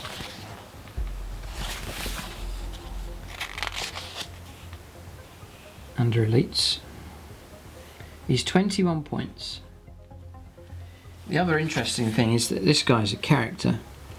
Now, that means he's going to be hard to target, and maybe Games Workshop has sort of fixed. There's an issue here that they used to have, and that was trying to put Markerlights into the army, either putting individual ones onto squads, which is alright, and then the other option was to have the Pathfinder teams. But then the opponent usually sees the Pathfinder teams and blows them away quite easily because they're not that tough to kill. But now, for 21 points, you can take a Firesight Marksman, a character that you can bury behind your lines and protect, very, very hard to pick off and kill, and then chucking out 3+ to hit Markerlight shots every turn. That is very, very interesting. That is very good. So that is quite a development there. So basically I could take, like I've got these sniper teams, I could just take the marksman from those teams, not worry about the drones, that may well be the situation, and just have those guys set up on nice positions, just directing in Markerlight support. I really like that idea. That is very, very cool. Okay, next one. And very cheap. Easy command points as well. You know, elites here, 21 points a time. You could go 1, 2, 3 elites to get your vanguard, cheap character, some kind of fireblade, an ethereal, and all of a sudden you've got yourself a command point added into your army. So I like that idea. That's very good. The XV95 Ghostkeel, this one's going to be fascinating as well. Power level 10 for this guy. One of the downsides is he does have a damage bracket because he's got 10 wounds. If you knock him down hard enough, he starts to drop, and it affects his ballistic skill, which isn't so good. Weapon skill 5+, strength and toughness 6, 10 wounds, leadership 8 and a 3-up save. He then drops down a bracket when he hits 5 wounds, then goes down to movement 8 instead of movement 12, drops his ballistic skill down to 5+, and his attacks drop from 3, 2 and then 1. and then 1 to 2 wounds remaining. If he's almost dead, drops to 4-inch move, 5 up. Ballistic skill. So he's armed with Fusion Collider and 2 Flamers, and he's accompanied by 2 MV5 stealth drones here as well. Their movement 12, so they'll keep up with him. Weapon skill 5+, ballistic skill 5+, strength and toughness 4. 1 attack, 1 wound, leadership 6 and a 4 up. So yeah, I think that's pretty good actually. Interesting weapons you can go for here. So you've got the cyclic iron raker now is heavy 6, range 24, heavy 6, so guaranteed that amount of shots, which is nice. Strength 7, AP -1. And you can go overcharge, which again same range, heavy 6 again, still the same amount of shots. Strength 8, AP -1, and D3 damage a time. It's pretty good for shooting up stuff. If you roll 1 or more hits of 1, the bearer suffers a mortal wound each after all its weapon shots have been resolved. Alright, so it's only if you roll, it's not multiple ones or multiple mortal wounds, it's just 1 or more hits over 1. The bearer suffers a mortal wound, so that's not as bad as it was. The Flamer, we know about that. Fusion Blaster, we know how deadly that is. Fusion Collider, it's range 18. Heavy D3, so you could get 3 shots, you could get 1. Strength 8 -4 and D6. Combination I tend to go for is double Fusion Blaster and the Iron Raker. It does look nasty enough. Nice, reliable, 6 shots a time. Danger for him is the -1 to hit if you move. Yeah, bit of a problem that one. Yeah, bit of a problem. -1 to hit, not so good. See, the Fusion Blaster is better, it's an assault weapon. But these are heavy weapons on them, so you're on 5s. And if you take damage, you've got 6s to hit with your weaponry. So Ghostkeel. Interesting. So points wise is 82 points, so it's the same in the index. The Fusion Collider is 35 points here. That is a reduction. It's 44 points here in the index, so that has come down in points cost. Just double checking, yeah, it has. And then the Cyclic Iron Raker was 39 points, and it's 39 points, right? So the Collider's actually come down in cost, that's more cost effective.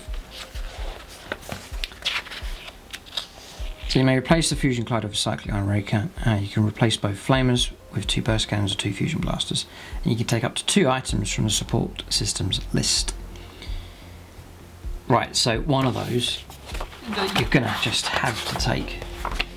There is no doubt about it. You have to take the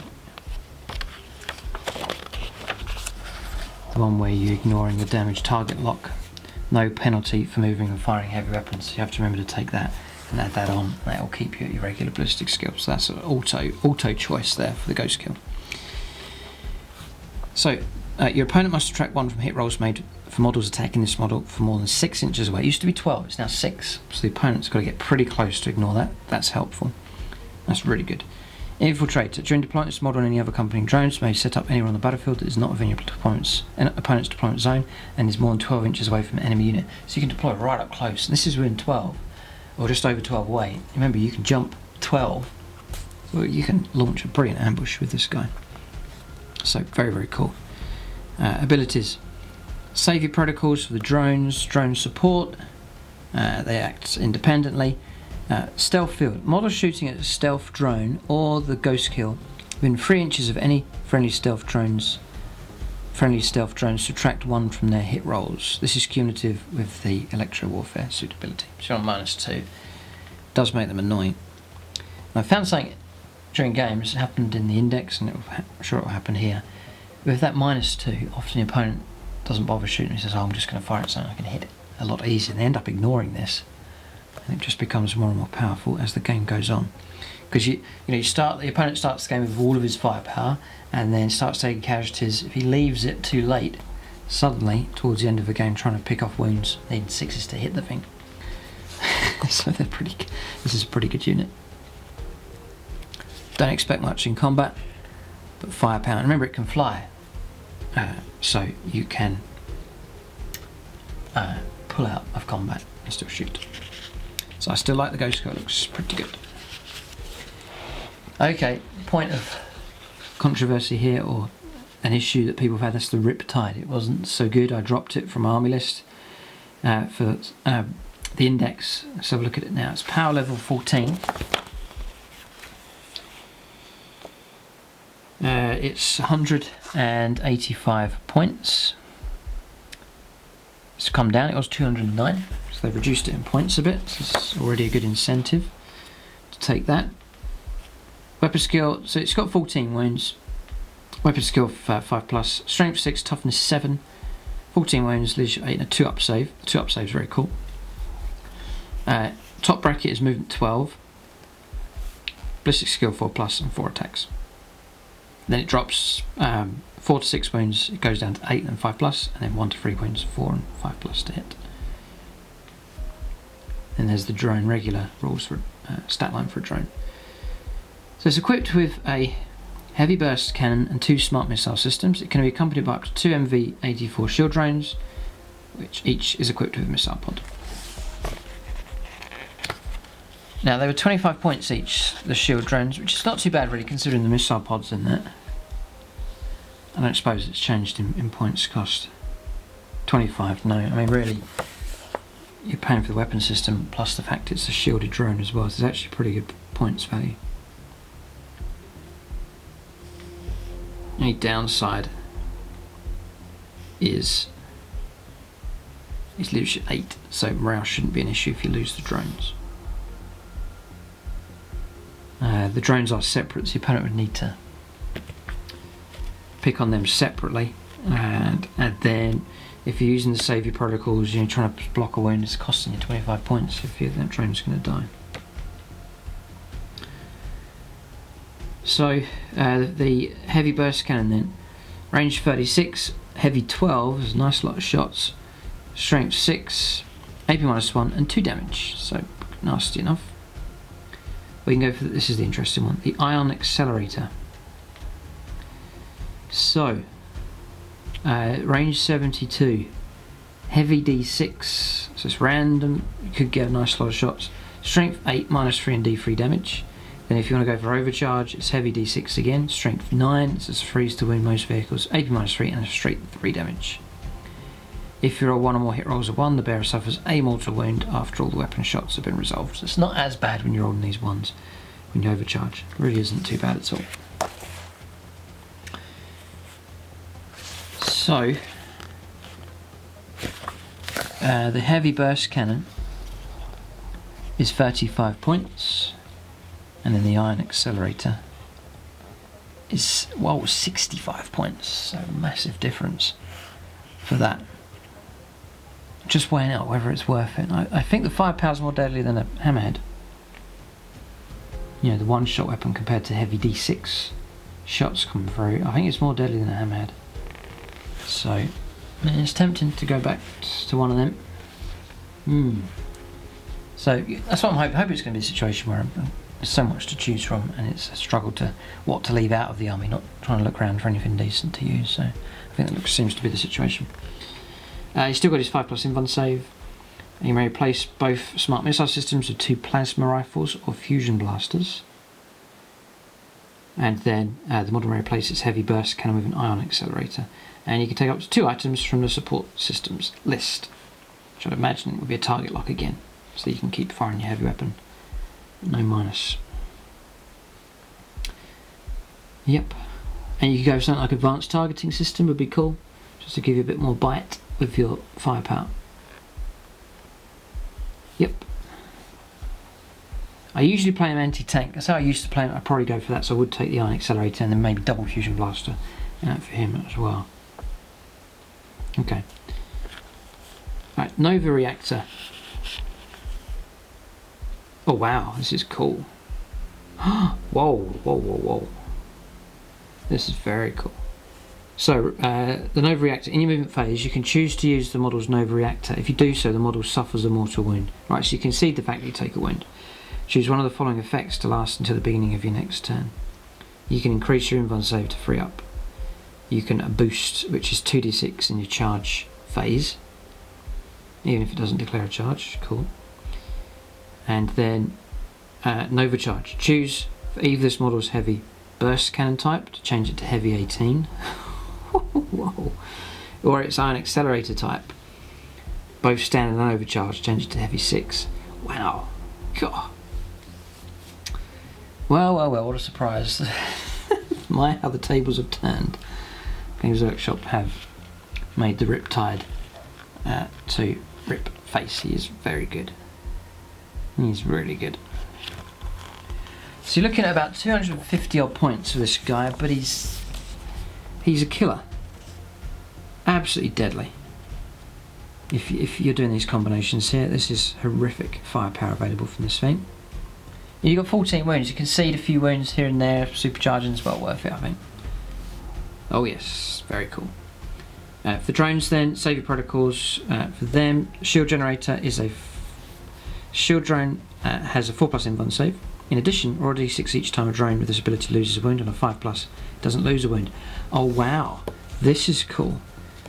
I think I've clicked now. So you do your save your protocols, you bring your drone in to take the wound, it suffers a mortal wound, and then on a 5+ you don't lose it. Nice. Very cool. This is all good here. So big incentive to take those drones, I think. Pretty good. Trying to block is small arms fight, no problem at all. 2 up save, you're just going to take the damage all day long. But the time when you get picked on by a devastated lascannon team starts to pick on you, then yeah, it's well worth using a couple of drones. But having said that, you can use any drones, I think. So you can have a cheap unit of drones floating nearby. Not worry about paying out for the expensive ones. Could be a good way to do it. Light Riptide's good. Big contender to get back into the army. So next is the Pathfinders. This is fast attack. Pathfinder team, 5 points a time. I think that's how they were priced before. So no big change of them. Then they come with these Markerlights, pulse carbine, and photon grenades. You get 5 Pathfinders. Usual tower stat line, except you're on a bit quicker. On 7-inch move, and the armor drops down to 5+. You can take up to 5 additional Pathfinders. The leader, they're all armed with Markerlights or photon grenades. You can swap one of them out for a leader, a chasseur. The unit can be accompanied by up to 2 tactical drones, and an MV3 recon drone equipped with a burst cannon, up to 2 support drones, an MV31 pulse accelerator, and an MV33 grav inhibitor drone, which we will check out here with the special rules for them. Cool. So we'll get up to 3 Pathfinders may replace their Markerlight and pulse carbine with an iron rifle or a rail rifle.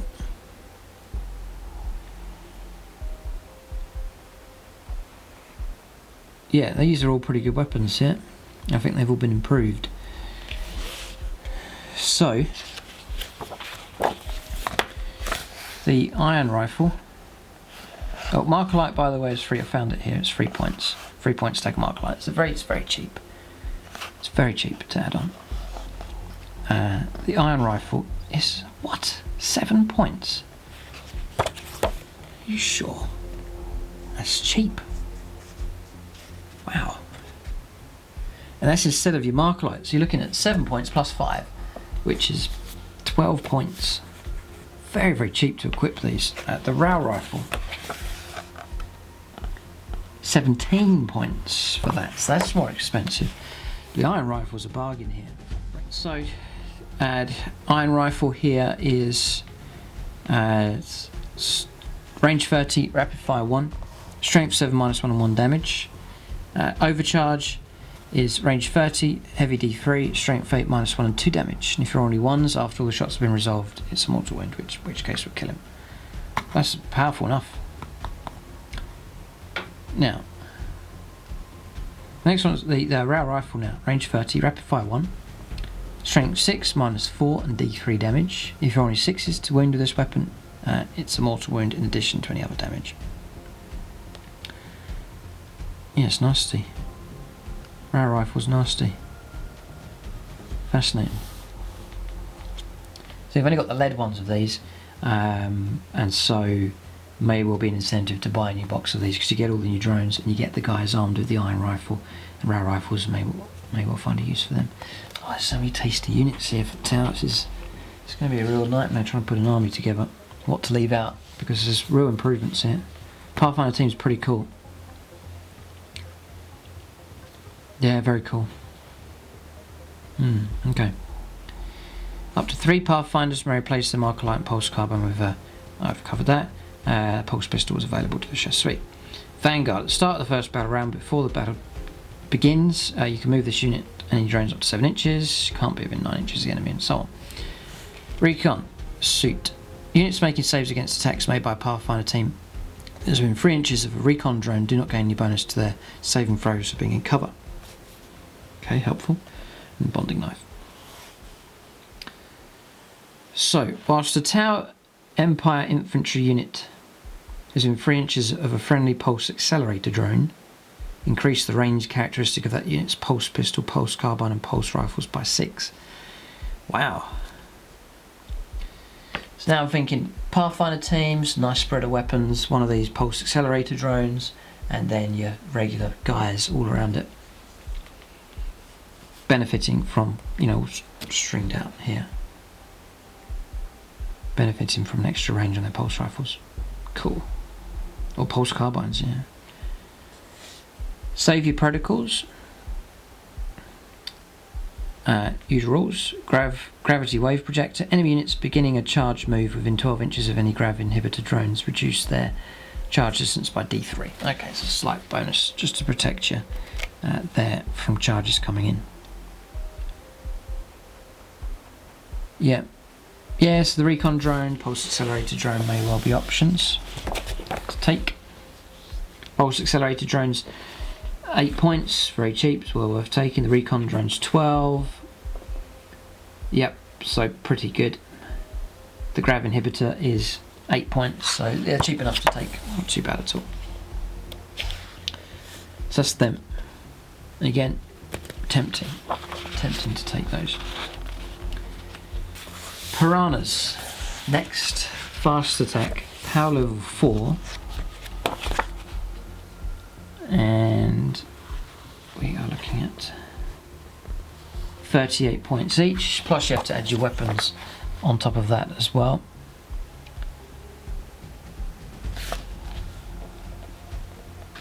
Yeah. So it's the TX4. 45, so they've come down in points cost. Movement 16, God, they are quick. Weapon skill 6+, ballistic skill 4+, strength 5, toughness 4. Strength 4, toughness 5. 6 wounds, 2 attacks, leadership 6 and a 4-up save. And the usual rules, the gun drone. So you get one of them. With 2 drones, you can take an additional 4 piranhas, so you max them out to 5. They're all armed with burst cannon, and the drones have got their pulse carbines. Nice like quick manoeuvring firepower from these.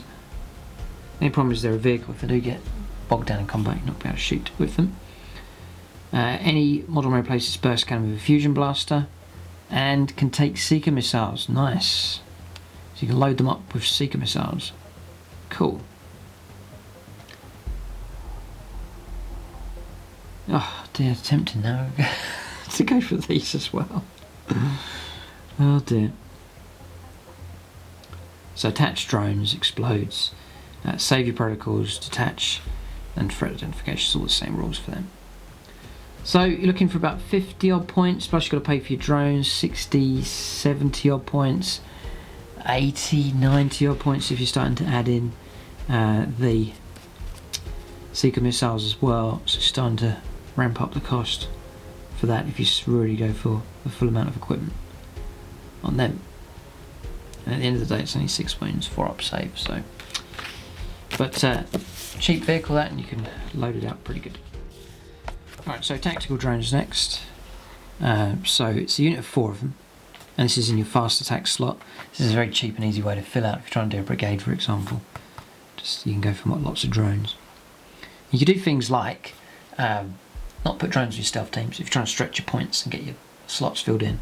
Not take drones on your crisis battle suits. Take small units of these and just have them hang nearby. And you're getting the drones that you need, but you're filling out your slots so you can go for your brigade.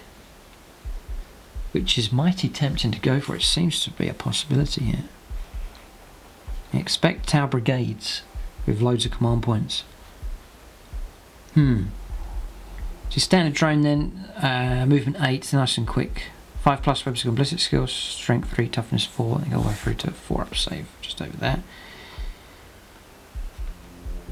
So you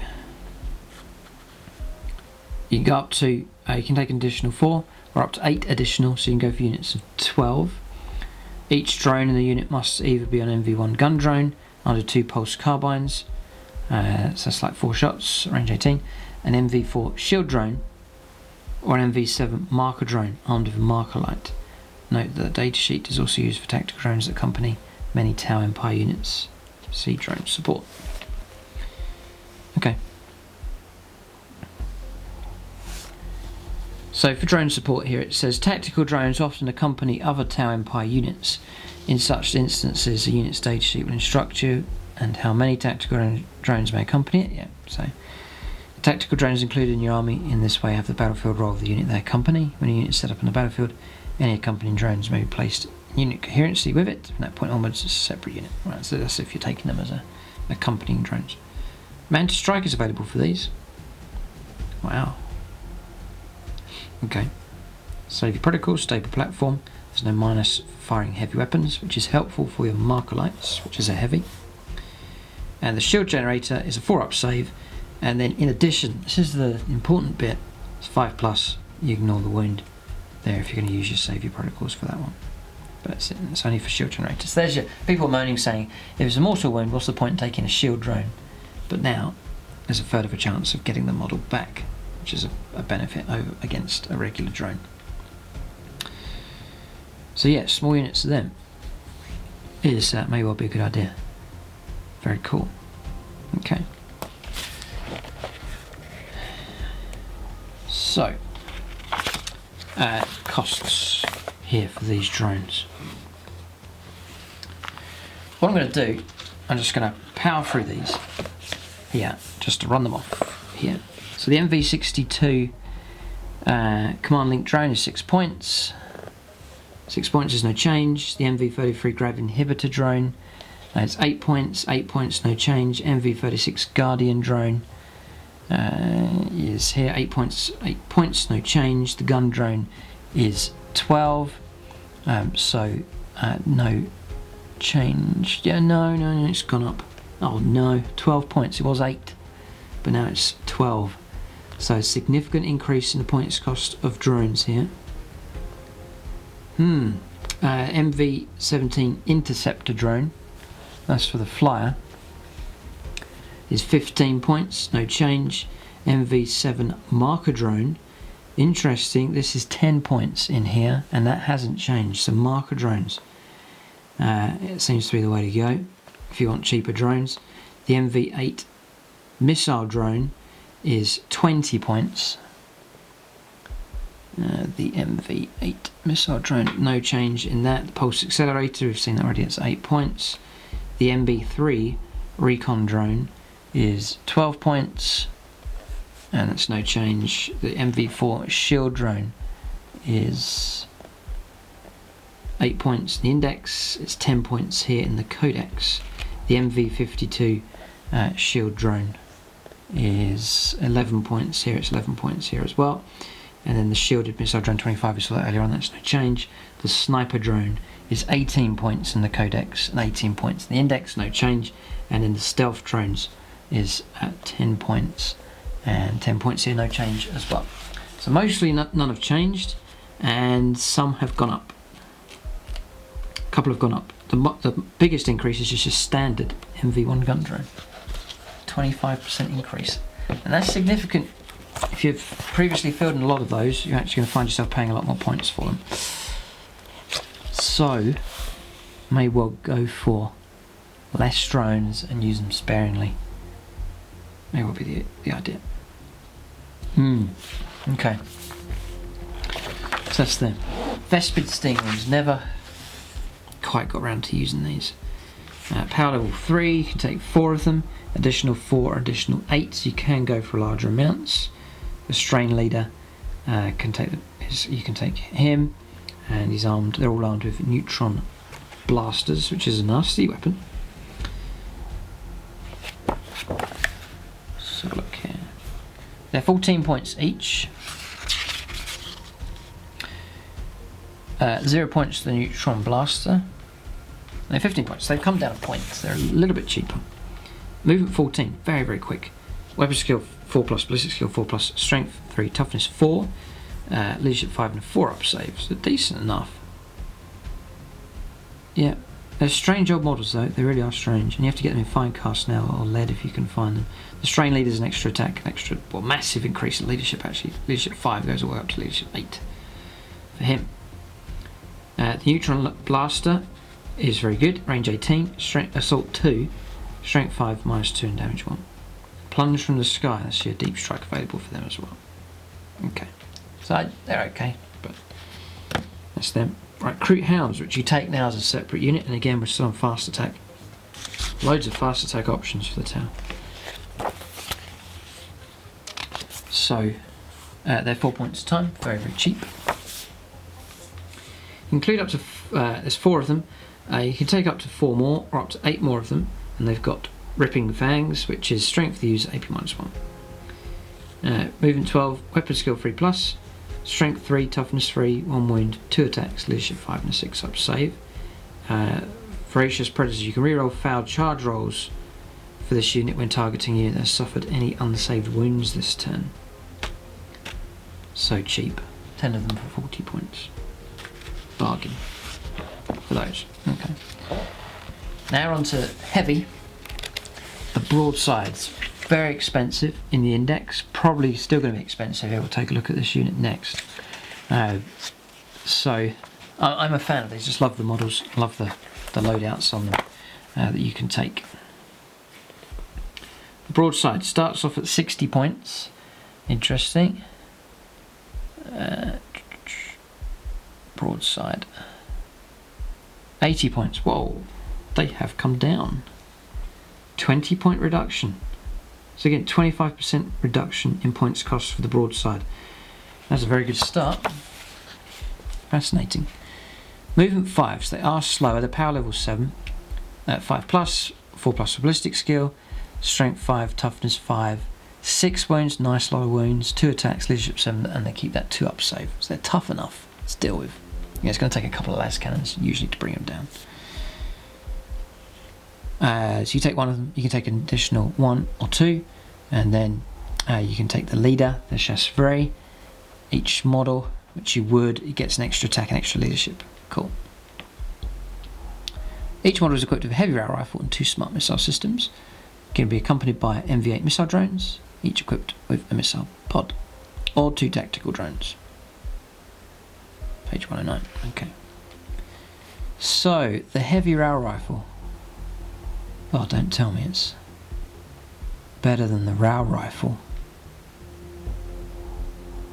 Oh dear, it is. Why? Poor Hammerhead's main gun. I feel sorry for it. They should have made it heavy D3. It's the one thing I point out. The big rail gun on the Hammerhead should be heavy D3, without doubt. Then the fear of it comes back, because at the moment the heavy rail rifle's better. Because it's range 60, it's heavy 2, you're guaranteed 2 shots. There's twice the fire rate. You're still at strength 8, still at -4, and still at D6 damage. And if you wound on a 6, you take a mortal wound as well. That's so unfair. Poor Hammerheads. Yeah, rail gun, 38 points. Heavy rail rifle, 35 points, actually cheaper as well. I can't believe it. Oh dear dear. Right, so these are replacing my Hammerhead still. What a tragedy. Shame that. But it's a better gun. It really is pretty good. So yeah, it's pretty good. Okay.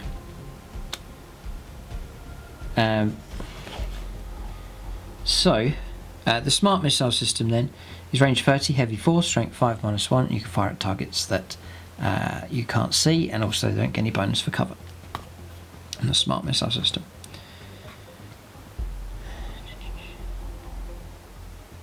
Yep, I was also running the high yield missile pod. I was trying to choose between the different options.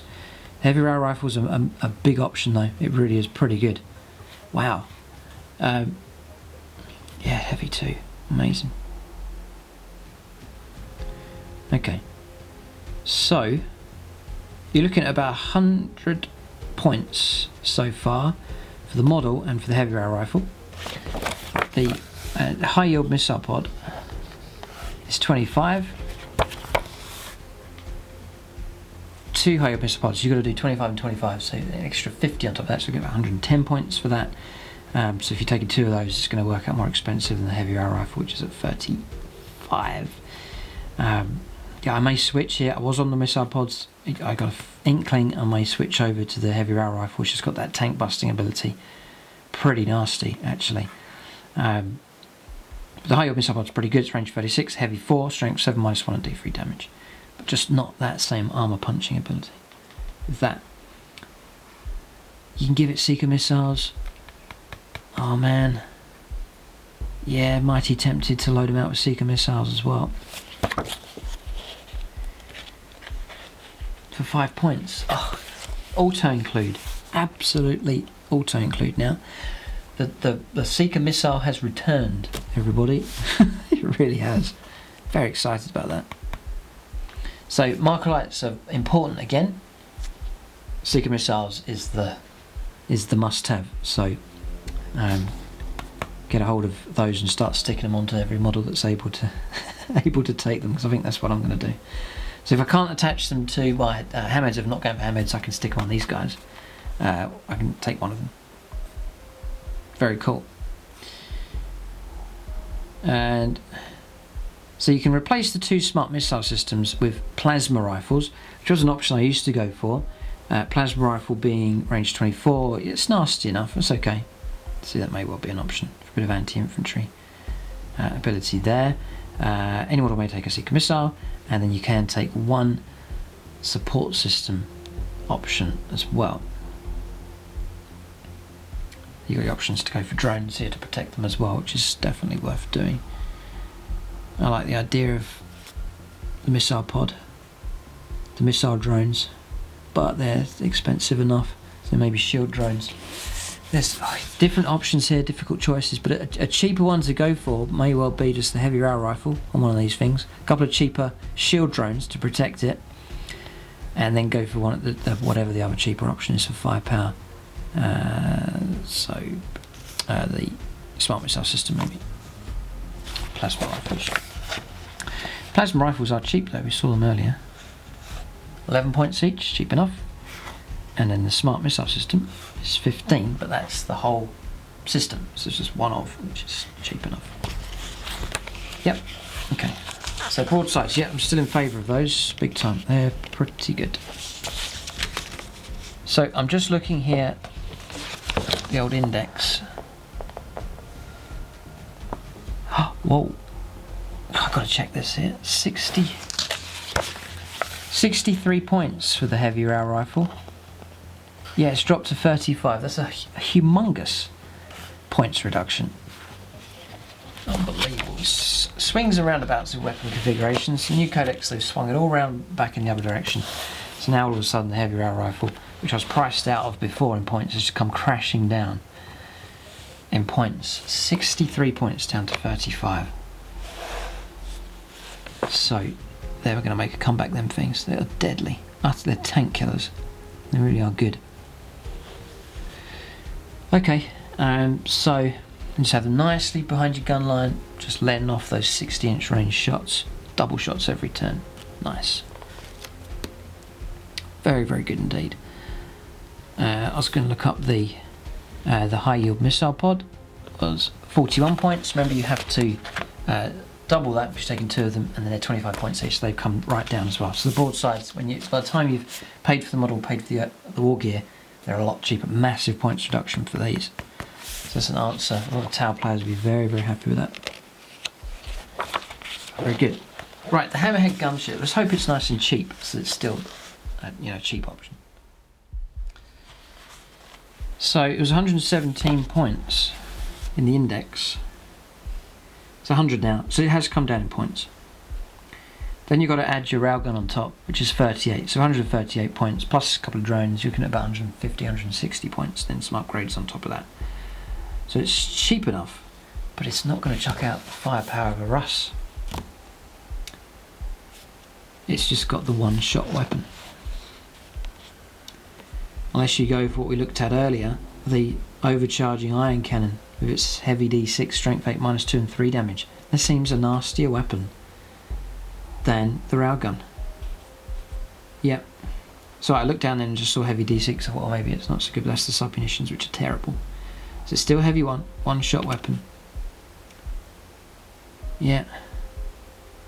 No, it's still one of the nastiest results for a single dice shot weapon. True, but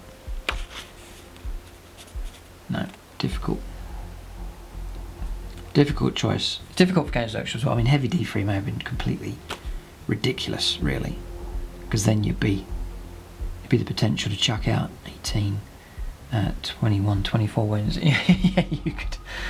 If it was heavy D3, you could kill an Imperial Knight with 1 round of shooting. Up to 24 wins you could do, including the mortal wins. So it would be too much. Alright, so you can go for the iron cannon. 35. Railgun's 38. So they're comparable in points.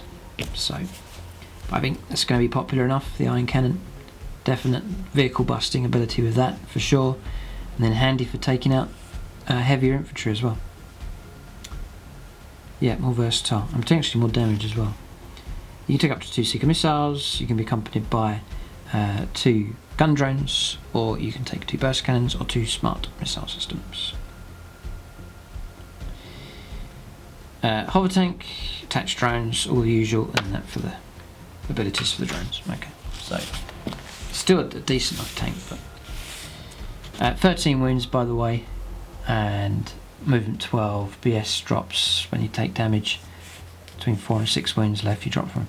Hey, this is cool. You do start off ballistic skill 3+, so you're better, more reliable for shooting. Then you drop to a 4+ and a 5+.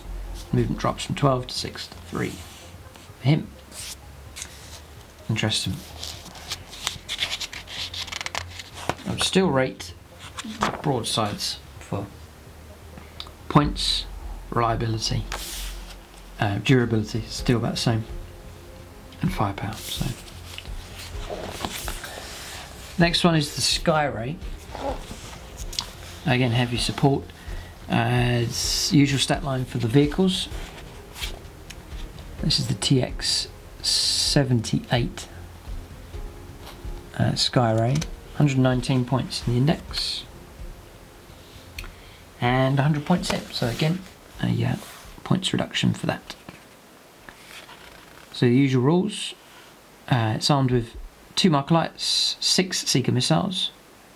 Right, so you've got to add this on top. So you've got to add your Seeker missile cost, which is going to be 30 points, nice and cheap. Very cheap actually. 2 Markerlights, which is like 6 points. And it's accompanied by gun drones and with 2 pulse carbines. Right, so all of a sudden you look at about 150 points then total. 150 to 160 points for something that's very well equipped. I have a couple of these, they've been boxed up for a couple of years, and with the Seeker missiles making a comeback. Ballistic skill? Yeah, it's 3+ as well. Oh wow.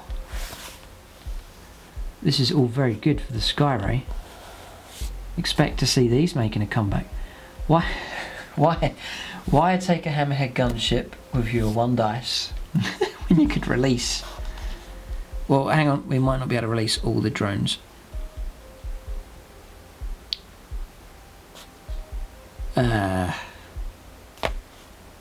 Yes, you can. Why take one-shot weapon here when you could release 6 shots coming in? That's strength 8 minus 2 d6 damage. I know it's one use only, but just fire and forget your weapons, and incredible. Skyray gunship is horrific. Very, very good. It really is good. So, even more of a headache now trying to put an army together. The Skyray is deadly. It really is good. Okay. So you maybe, you fire off all your missiles, you want it to do something.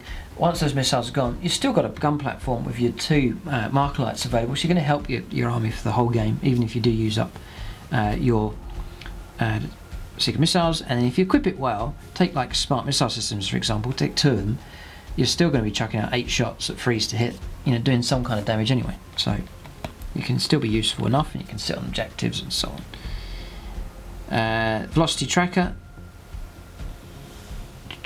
is included in the points cost. Doesn't say you have to take it, just comes with it, and it's +1 to hit targets that can fly. So now all of a sudden, let's say for example a Eldar Wave Serpent, you'd be on freeze to hit, +1, it can fly, you're on 2s to hit. And if you hit Markerlights on this thing, all of a sudden you can let loose 6 Seeker missiles and then be on 2s to hit. Wow, utterly incredible. So, very good. Right, so then here it is, it's the sniper drones here, heavy support. The way that they've split these things around now makes it very easy to do your brigades. Your hounds are separate and your fast attack. So, you're taking some Kroot, take a few hounds, use those slots up. You take the Kroot to bulk out your infantry slots, and then your sniper drones, you need the heavies, you need to fill those out. Take a couple of units of them, very cheap, and you can fill in all your slots that you need, and you've got your brigade. And then with that, with tons of command points, the tower army is going to be, we haven't even covered the stratagems yet, but there's bound to be some decent help. And then you're going to do really well here. So tower back with a bang. MV71 sniper drones, and this is without, usually I say armies are doing really well once we start getting into the special rules later on, but they're doing very powerful and doing very well here, and we're just still looking at the stats. So I do sort of go through methodically in these reviews, that's why they're a bit longer than other reviews that are out there, but it means, if you're new to collecting town, you're not sure what unit should I go for, just gives you a real good idea of what to choose, and the tactics is why you would choose what combinations to go for. And for those of you experienced Tau players, there's the whole discussion of now with the new Codex what units to go for and so on. So maybe sort of flying through the whole thing, maybe just sort of chew through each of these so that you can get a good idea of what to go for. But Skyray is pointing that one out. So sniper drones then, they're in heavy support, the MV71, they're all coded here, so you're on heavy, no, right, it's just not here, must be under drones, yeah, 18 points each, and 18 points each, so there's no change in points cost for these. The long shot pulse rifle you may well have to pay for. 0, no you don't, so there's no extra cost, it's just straight 18 points. You get 3 of them, you can include additional 3 or additional 6, you can have loads of them. And then it's range 48, rapid fire 1, so if you get to in range 24 it's 2 shots. Strength 5 minus nothing, and then 1 damage. You can target characters, any wounds of a 6 is a mortal wound. So yeah, they're okay, I wouldn't really rate them, but I love the idea you can take the spotter separately. It's -1, sniper drone stealth field, subtract 1 from any hit rolls in the shooting phase for attacks made against this unit, unless it's within 12 inches of the firing model. Yep, okay, so they're quite hard to hit as well. They get 4 up save. BS 5+, but they're helped by the spotter, you keep them together. Movement 8, toughness 4, and just the usual stat line for them. Okay, so we're on to transports. Now, we've covered all the heavies, it's the transports, the devilfish here is next. The usual stat line here, but 12 wounds instead of 13. These are quite expensive, put me off, and I thought, what's the point in transporting cheap infantry inside an expensive transport? But we'll see. 80 points, that's still not really changed. 80 points for him, and 101. Well, he has come down, so he's dropped from 101 points, yeah, down to 80. So no incentive to take that. You then got to add your war gear on top. Gun drones, you've got to add those on top of that, and you can then swap those out for smart missile systems, and then you can go for up to 2 Seeker missiles. You can load up some Seeker missiles onto them as well.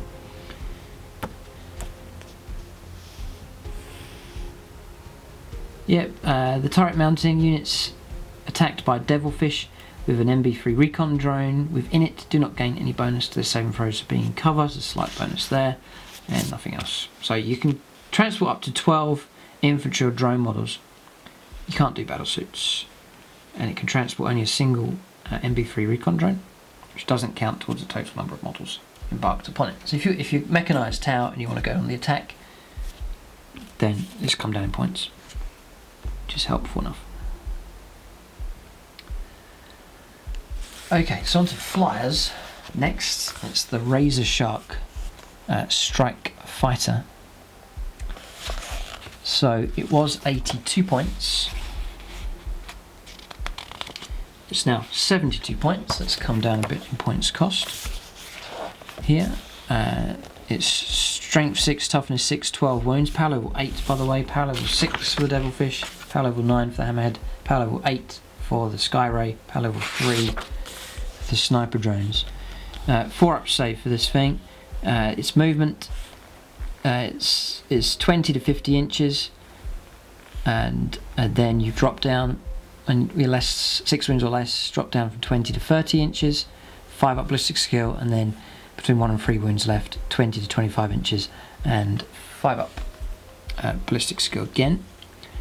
It's armed with a burst cannon, a quad iron turret, and 2 Seeker missiles. You've got to pay for all of that. So 72 points. You then got to add on your quad iron turret, 45 points. For that, so it's like 115 odd points.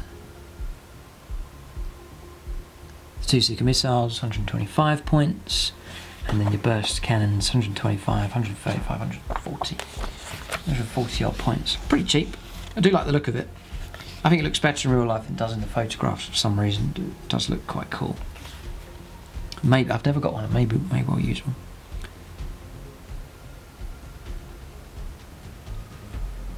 So we know the burst cannon. We know the missile pod. So the quad iron turret. When attacking with this weapon, choose one of the profiles. +1 for this weapon against targets that can fly. It's a bit of anti-fly ability. The standard shot is range 30, assault 4, so you guarantee the number of shots. Nice. Strength 7, AP -1 on 1 damage. You can overcharge, same again, but you go up to strength 8, -1 and D3 damage. If you roll 1 or more hit rolls of 1, it's a mortal wound once all the shots have been resolved. See, it's nasty enough. Plus the Seeker missiles on there as well. Yeah, so a bit of Markerlight support again, as Fly can come in and let loose with the missiles. So yeah, it's okay, not too bad. And you can replace the burst cannon with a missile pod. I'm not sure why I was adding 2 lots of burst cannons. So 8 points, you swap that round for the missile pod, 24 points for that. It's the usual rules for airborne: hard to hit, crash and burn, and then supersonic, which each time you move you can first pivot up to 90 and then you move. And if you advance, it's an extra 20 inches. You don't roll a dice. Okay. That's the Strike Fighter, which is okay for harassment. It's not utterly deadly, but it's not too bad and it's quite cheap. Next is the Sun Shark Bomber, the AX-39 is 90 points here. It was 100, so that's come down a bit as well. They've both been reduced by 10 points. Same rules and stat line. Yep. So this is interesting. The interceptor drone is to cover that now. It's 20-inch move, 5 up weapon skill and ballistic skill, strength 3, toughness 4, 4 up save. It's armed with Markerlight, missile pod, 2 Seeker missiles, and accompanied by 2 MV-17 interceptor drones, each equipped with 2 ion rifles. 2 iron rifles. Yeah, so it's a total of 4 iron rifle shots, just making sure here, because that's... Yeah. Sorry, I'm just... Cause that's a lot of firepower if it's 2. Each armed with 2 iron rifles. Yeah. Yeah, because you're amplifying it. So you got the 2 drones, and then each of those drones is armed with 2... Each equipped with 2 iron rifles. So that's 4 iron rifle shots. Because I'm just saying here, like standard shots is rapid fire 1. So, you know, 4 shots could become 8 shots, and an overcharge D3. That's a potential, a maximum amount of 12 shots coming from this. And if you overcharge that, that's going to be strength 8 -1 and 2 damage. You can shoot stuff up pretty bad with this thing. Markerlight missile pod and Seeker missile. Yeah, it's pretty nasty. So it comes with pulse bombs. This model may drop a pulse bomb as it flies over enemy units in the movement phase. To do so, after this model was moved, pick 1 enemy unit that it moved across, or a d6 for each model in that unit up to 10, adding 1 to the result if the enemy is infantry. For each roll of a 5+, the target suffers a mortal wound. So you're going to pick up some mortal wounds there. It's not once per game, it's every time you move over. Cool. It's good. Supersonic, airborne, crash and burn, hard to hit, and attached drones. It's a pretty good unit, this. You can detach the drones and save your protocols. Yeah, there's a lot of firepower available from this thing. Yeah, the cool thing about the drones, right, you're flying around, you've got 1 wound left. You know you're going to die. Just attach your drones and send them off. Okay. Very interesting. Yeah.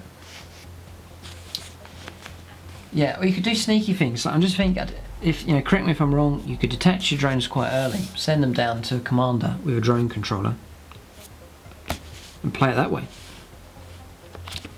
Fascinating, this one. Mightily tempted by the flyer as well, just to make things even more difficult.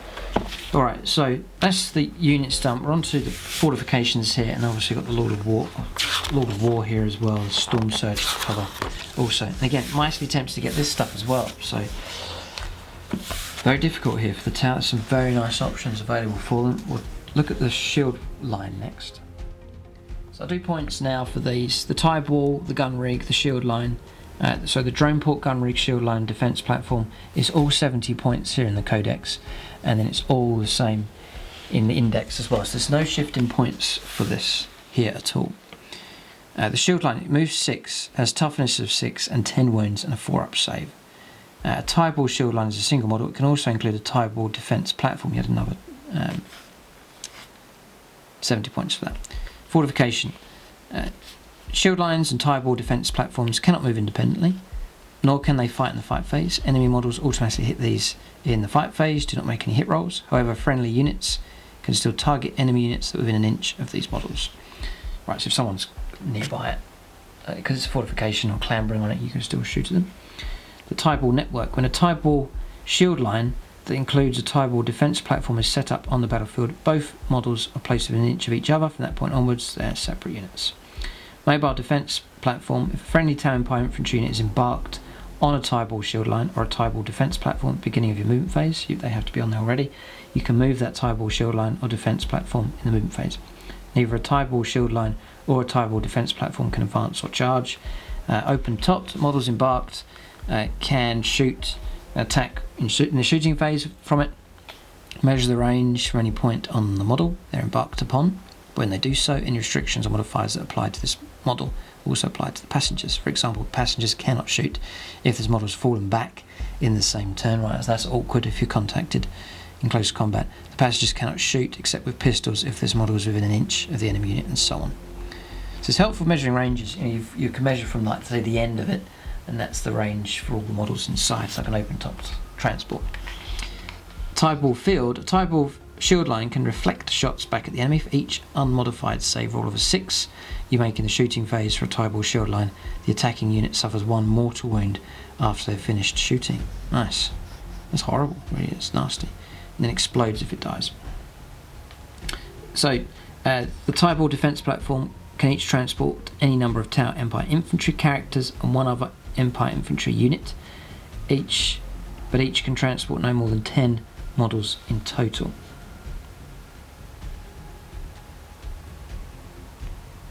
Okay. So that's the shield line, and then the defense platform as well. And that would be enough really for like an infantry unit, and then, God, it's expensive enough. You know, I'm thinking about the hub of my army going inside the central disc, and then fanning out with one wall and another wall. And then that's 210 points. But it's really going to protect your stuff. The opponent can't shoot the infantry. He's got to destroy the transport, the fortification first. Which is toughness 6. It's a major bit of protection. Yep. So, you know, looking for durability for your infantry. You know, why take...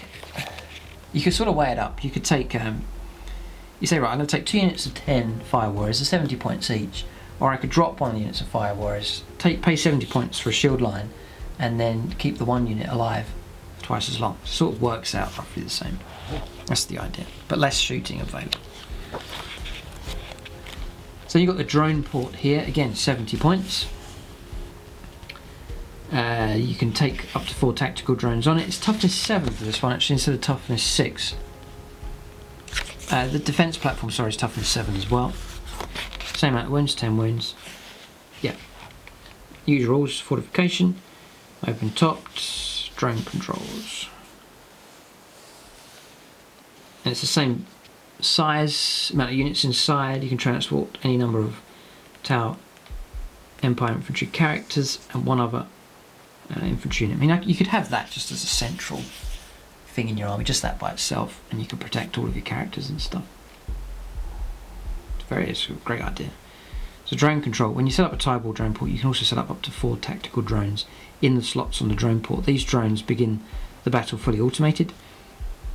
If able to, they must shoot in your shooting phase at the nearest enemy unit to the drone port that is visible to it. If there is a friendly Tau Empire infantry unit embarked on the drone port at the beginning of your movement phase, you can take control of the drones, which then detach from the drone port and act as a separate unit. In addition, while each friendly Tau Empire infantry unit is embarked on the drone port, the tactical drones activated in this way can use that unit's ballistic skill instead of their own when making shooting attacks.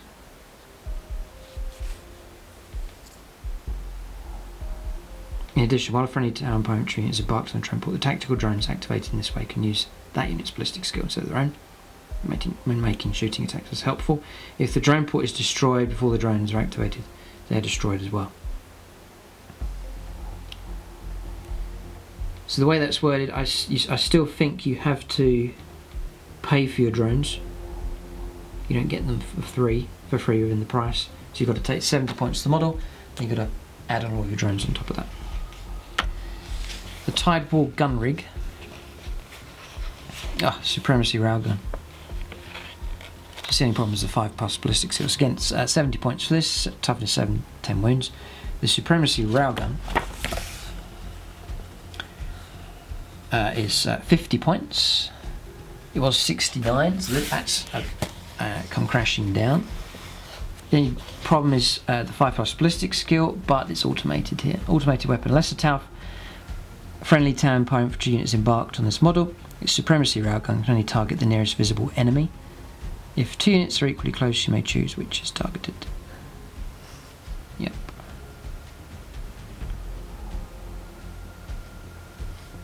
Yep. So usual rules: fortification, open topped, explodes, and mobile defense platform. Yep. And the Supremacy railguns, range 72, heavy 2, strength 10, -4 and d6 damage. Any 6s to wound is d3 mortal wounds. So it is a very nasty weapon. It's twice as nasty as a regular railgun. And that's that. So again, tempting to go for those. And we're on to the KV-128 Stormsurge next. So the Stormsurge then, it's power level 20. These are power level 6, 5 for the drone port, by the way, 4 for the shield line, and then 9 for the Sunshark bomber, 6 for the Devilfish, and 8 for the Razor Shark. So power level 20. I wonder. It's interesting to see what the points reductions will be. So Stormsurge here is 180 points. And we're just going to have a look to see what he is now in the index. The KV-128 is 180, no change. Interesting. So he's armed with a cluster rocket system. There may well be possibly be a reduction here for these. Cluster rocket system is 61 points. Cluster rocket system is 25. Unbelievable. That's ridiculous. 4 destroyer missiles. They were 10 points, I believe, in the old index. Yep. They probably remain the same. 10 points, yeah, no change with them. And then you've got your flamers. There's 9 points or 8 points a time. 9 points a time for the flamers. 2 of them. The pulse blast cannon, and then the smart missile system. So 2 smart missile systems, 15 and 15. So 30 points in total for that. That's dropped as well. It was 20 points, so you're saving some points on the smart missile system. Right, the pulse blast cannon, which isn't the one that I go for, but it's 43 points here. 43 points, no change. The cluster rocket system is the massive big changer there. Okay. So, cluster rocket system is still heavy 4d6. Nice. Range 48, strength 5, -0 and 1 damage. A destroyer missile. Range 60, heavy 1. A unit hit by this weapon suffers d3 mortal wounds. Each destroyer missile can only be used once per battle. This weapon hits only on a 6, regardless, unless you're getting Markerlight support. So d3 mortal wounds, it's nasty. You got 4 of them. No, it is nasty. It's a nasty set. Okay, the pulse blast cannon is close range is 10 inches. It's heavy 2, strength 14, -4 and 6 damage. It's horrific. Medium range is range 20, heavy 4, strength 12, -2 and 4 damage. That's nasty as well. And then long range is heavy 6, range 30, strength 10, -0 and 2 damage. Yeah, it's okay. I'm sure you're wondering the difference.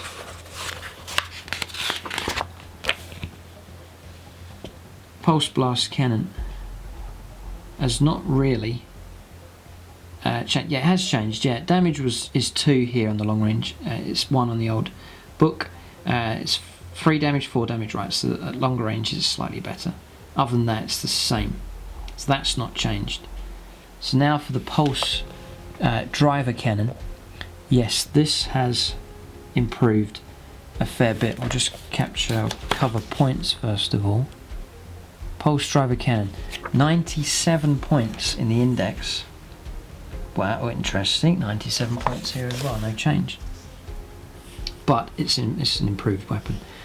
It's heavy D6. It was heavy D3 in the book here. That is a big difference. So potentially almost double the amount of shots if you roll well enough. Strength 10 here as well. Then -3 and D6 damage. Alright, there's just a footnote. When attacking this weapon with 10 or more models, then you get D6 shots. But now they've changed it here now, so it's always D6 shots, regardless of what you're firing at. So that it has improved. The points haven't really come down. So it looks like the Stormsurge is a bit cheaper now, thanks to the severe reduction in points for the cluster rocket system. You may replace both its flamers with 2 burst cannons or 2 air bursting fragmentation projectors. This model may replace its pulse blast cannon with a pulse driver, and then you may be equipped up to 3 items from the support systems list. Okay. I usually go for the advanced targeting system, just to give -1 on the AP of all the weapons that you have, which is usually a really good idea. It explodes. Stabilising anchors. A Stormsurge may deploy its anchors at the end of your shooting phase.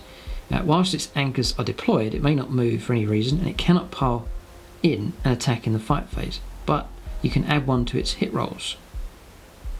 No, you don't get to fire twice anymore. It's +1 to hit, so you're a bit more reliable. It can retract its anchors at the beginning of the move phase, and it can move, shoot, and fight normally. I was going to say, if it was able to fire twice, 2d6 shots with the pulse driver cannon, that'd be horrific. Okay. Walking, I'll cover the stats in just a moment. Walking battleship. This model can fall back in the move phase. It can still shoot and charge. When this model falls back, it can move over enemy infantry models. This is similar to the Imperial Knight, so it must end its move more than an inch away. In addition, this model can move and fire heavy weapons without suffering any penalties. You don't need your target lock. Finally, this model may only gain a bonus to cover if it's obscured. Yeah, which is like over 50%. Fine. So, movement 6. Whoa, slow. He's slow. Not so good. Only 6-inch move. Weapon skill 5+, toughness 7, 20 wounds. Leash 8 in a free up save. Wounds remaining then, you drop down, your strength starts 8, then drop to 7 and then 6. Your attacks from 3, D3 down to 1. Ballistic skill drops to 4 up, 5 up, 6 up. Oh no. 10 wounds or less, so once you reach the halfway stage, it's 5 up save, or 5 up ballistic skill, and then 1 to 5 wounds, and 25% capacity. It's a 6 up. Yeah, it's going to get picked on.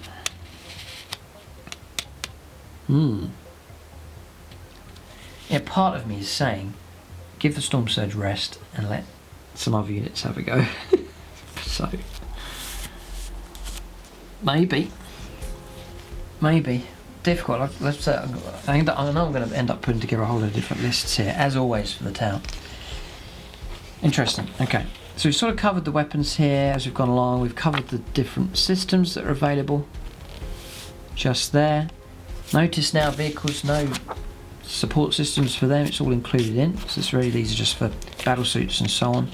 Markerlights, we've covered that as well. Just there. Then here's your artwork here. Aggressive Tau taking on the Astra Militarum. Now on to some special rules. Alright, so here we go. Warriors of the Greater Good. That's your objective secured, which all the factions have. Oh, small footnote here. If you're playing a match-to-play game, they've put this in, I've never seen anything like this before. If you're playing a match-play game, then a Battle-Forged army you can include no more than 1 commander. Oh dear. In each detachment. Alright. So it's not so bad. I thought they were cutting you off saying you can only take 1 commander per army, but it's per detachment. So you can take multiple commanders, but it's just per detachment, which means you can still take loads. Yes. So you're not going to stop the span brigade there, but it limits it to a certain degree. Just shows you how powerful that was. They had to add that in. Right, sept tenets then. So you choose your sept, just like other factions, like your guard regiments and so on. The Tau got access to this now, and it can match your style of play or the theme that you want to echo with your army. Alien auxiliaries, the inclusion of Kroot and or Vespids in a Tau Empire detachment does not prevent other units in that detachment from gaining a Tau sept tenet. Note, however, the Kroot and Vespid units can never themselves benefit from the tenet. Right, so you can mix and match them in, but they're never going to benefit from this. So 6 options here to choose from. Tau sept, coordinated fire.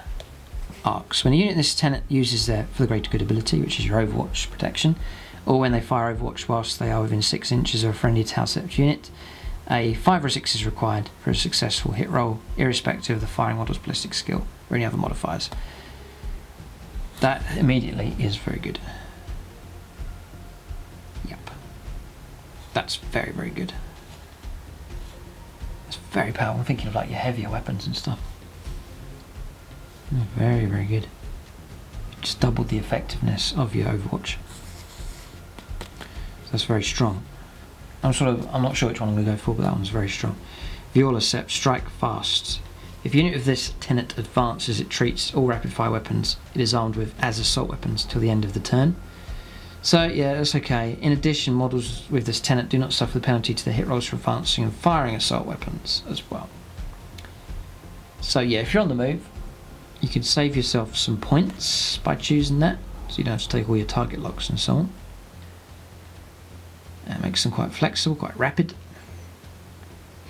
So yeah, that's good. That is good. If your army's themed that way, if you play that way, that one's great.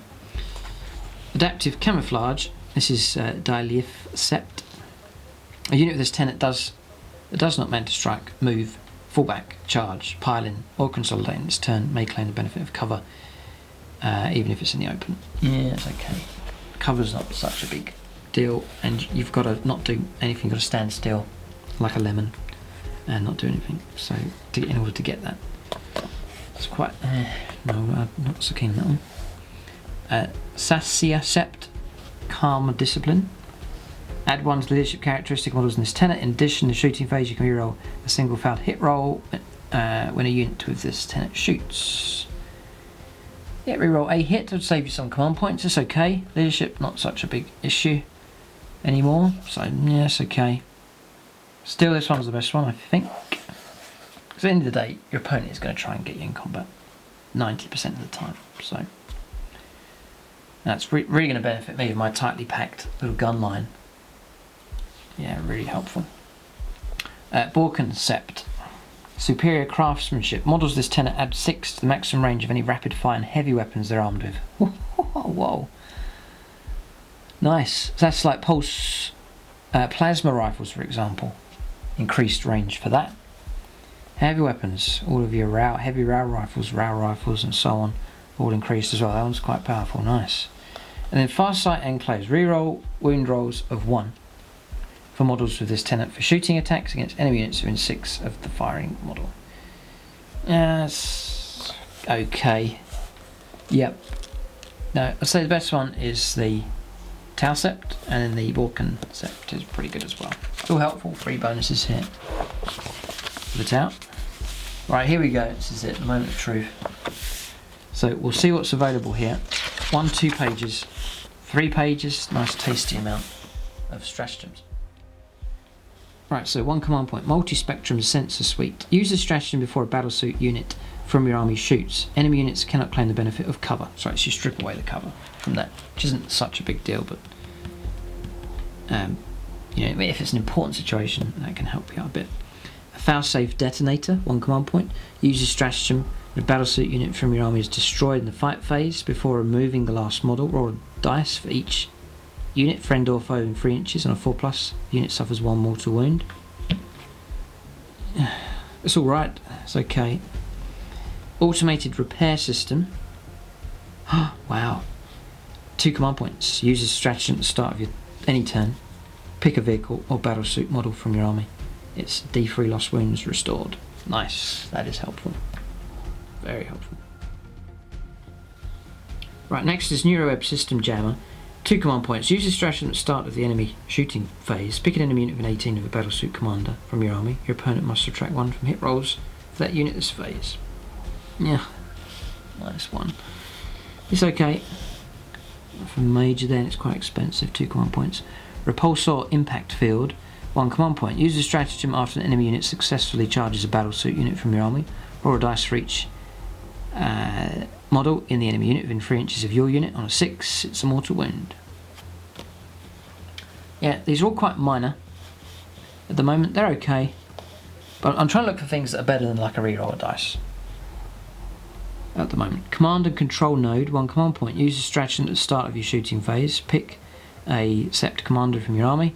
That commander may not shoot this phase, but 1 battlesuit unit from your army that's within 6 of the commander may reroll failed wound rolls this phase. Why would you not shoot though with your own commander? So, okay. EMP grenade. Use the stratagem Tau Empire model from your army is chosen to throw a photon grenade at an enemy vehicle unit. Only make a single hit roll with the weapon. If it hits, it's D3 mortal wounds. EMP grenades. That's helpful. You could finish a vehicle off. It's only 1 command point. So pretty good. Photon grenades. You could give it to someone who's good at throwing.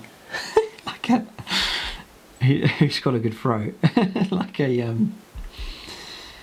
I forgot his name. Yeah, the guy. This is so humiliating.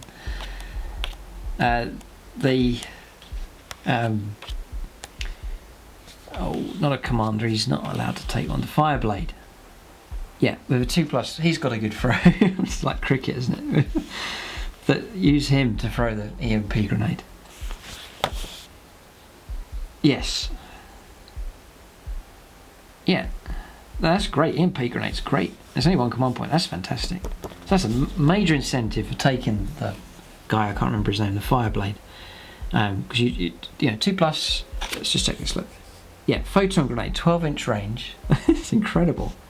So this guy can throw this grenade for 12 inches, which is the range of most decent pistols, and then get a 2+ for a hit, and it's D3 mortal wounds against a vehicle.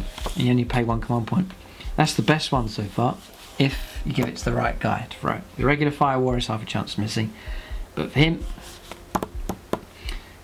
he can, for the Fireblade, it's the best option. That's a nasty trick, that one. Opponent won't expect that. Yeah, that's very cool. Don't forget, I need to remember that in the game. Hunting Hounds. Use a stratagem when a Kroot Hound unit from your army completes a charge against an enemy unit. Till the end of the phase, you can reroll failed charge rolls for other friendly Kroot units within 12 of that Kroot Hound unit after it completes its charge move. Right, so that's helpful enough. The uplinked Markerlight is 1 command point. Use a stratagem after an enemy unit has been hit by a Markerlight fired by a model from your army. Place D3+1 Markerlight counters next to that unit instead of only 1. That is fantastic. That's brilliant. Yeah, this really is good. So that one's a very good one as well. Very, very helpful.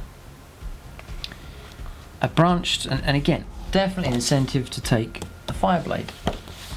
He gets his hit on a 2+ with his Markerlight, and then he then plays uplinked Markerlight, and then you saturate the opponent with a load of Markerlight hits. Very, very cool.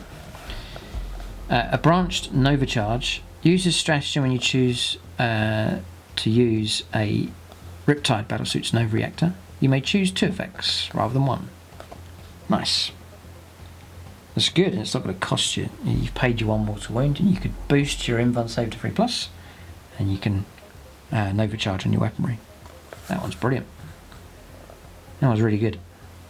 So in order to get the units, just thinking out loud here, in order to get the units I want, I could drop the Stormsurge, can't believe it, and then take the Riptide, you still got a big thing, and then with the spare points, try out some different units.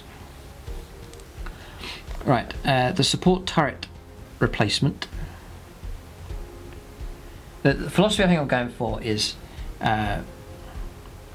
tanks and battlesuits to deal with enemy tanks and monsters, and then tower infantry to deal with infantry. So infantry to fight infantry, and then the battlesuits and tanks to deal with tanks. Don't want tanks firing infantry. Don't crisis battlesuits trying to kill infantry. Let the infantry do that. Have the gun line, the infantry gun line, and let the broadsides and the tanks deal with the heavy armour. That's the sort of idea I'm getting here. So, support turret replacement. 1 command point, again, nice, these are all very cheap in command points at the moment. Use the stratagem at the end of your movement phase.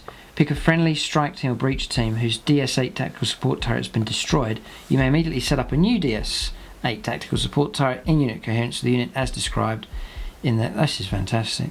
In the support turret ability. Wow. You can replace lost turrets. This is so cool. That was brilliant. Point defense targeting relay. 1 command point. Use the stratagem when an enemy unit declares a charge against a vehicle. Unit from your army. When you fight Overwatch, it's 5+ instead of 6+. Yeah, it's helpful enough. Emergency dispensation. 1 or 3 command points. This is your extra signature systems. Yep, like your relics. Orbital iron beam. Oh wow, you can call in something. 3 command points. Use the stratagem in your shooting phase if a Tau Empire commander from your army did not move or use their man to strike ability in the preceding movement phase. Pick 2 points on the battlefield, 2d6 apart. Draw an imaginary straight line, so like a beam that comes down and goes across the battlefield and takes out stuff. This is very cool. Pick 2 points, 2d6 apart, so on average that's 7 inches on average, could go all up to 12. Draw an imaginary straight 1mm wide line between these 2 points and roll a dice for each unit.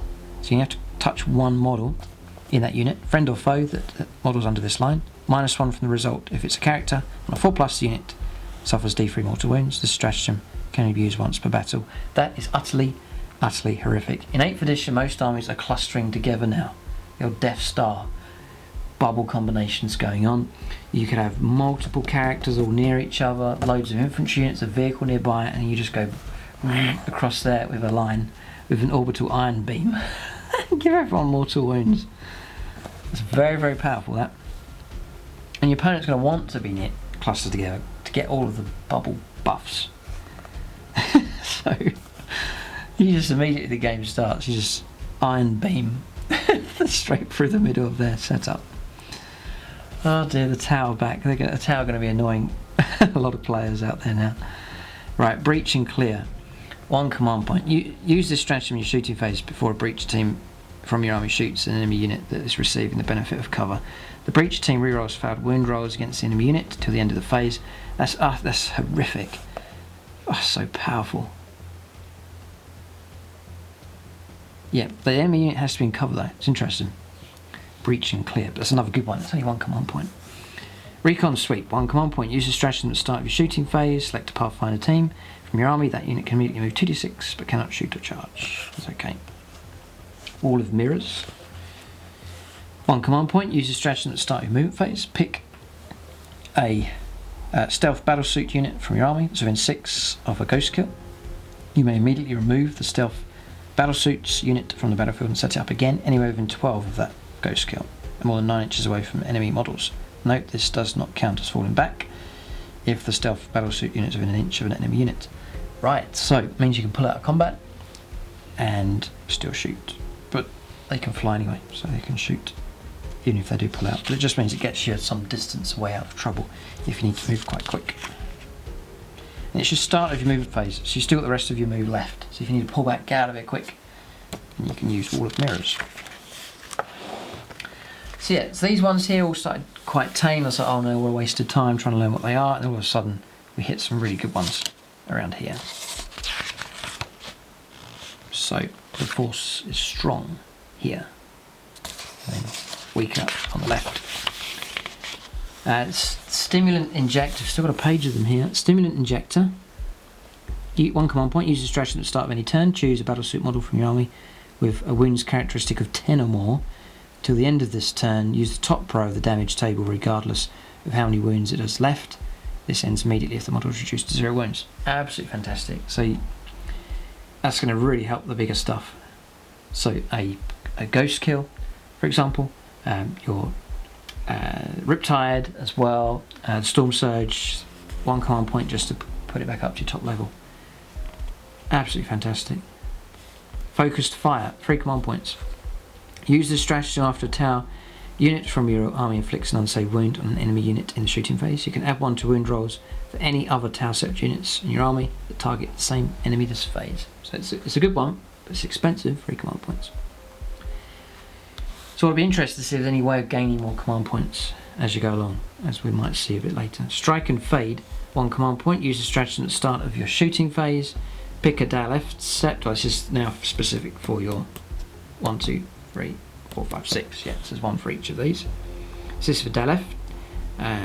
unit in your army. That unit may shoot and immediately move up to 6 as if it were the movement phase. They cannot advance as part of this move. It's a bit of strike and fade for that one. Experimental weaponry. This is for the Borkan sept. When a unit from your army fires a ranged weapon that makes a random number of attacks, e.g. heavy d6, you can reroll one of the dice used to determine the number of attacks made. That's a free reroll. It's 1 command point, so why? That's what the only benefit there is it saves you having to use that reroll a dice stratagem in that phase. You could save it for something else. Okay. Positional relay. 2 command points. Alright, so they're not all getting they're not all getting something here. No. Oh, focused fire is for the Tau sept. Sorry, so that's their one there. This one is a one that's available for everybody. 2 command points. Use the stratagem at the start of your movement phase. Pick a MB3 recon drone in your army. One of your sept units that has been set up in a Manta hold can perform a low altitude drop instead of a Manta strike. Set up the unit wholly within 6 inches of the MB3 recon drone. Okay, so that's that one.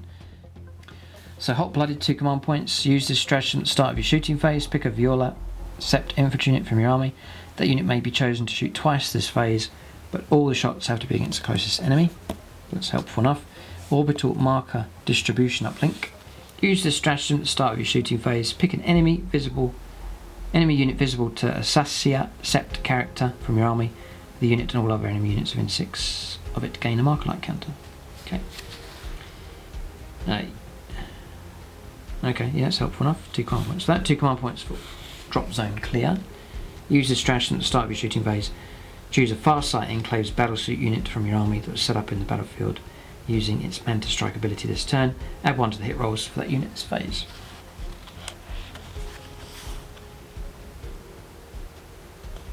Okay. That's helpful enough. Yeah. That's helpful enough for the turn that you arrive. That's cool. So that's those then. There's some great ones in here. Some real cheeky ones here. The MP grenade there is pretty good. The orbital iron beam is utterly deadly as well. So there's some great ones. The uplink Markerlight is great as well. The branch Nova charge is great as well. The support turret placement's great. Yep. Yeah, the ability to heal. Automated repair system is very cool. Some great ones. Yeah. So big incentives to get as many command points as possible. So Warlord traits, you get your standard 6 and then one specific for the Tau sept that you go for as well. So plenty to choose from. Some of them are fixed here for the different named characters. Just there. So Precision of the Hunter, number 1. Reroll wind rolls of 1 for your Warlord against enemy vehicles and monsters. That could be handy if I'm going for my double fusion blaster loadout. That could be helpful.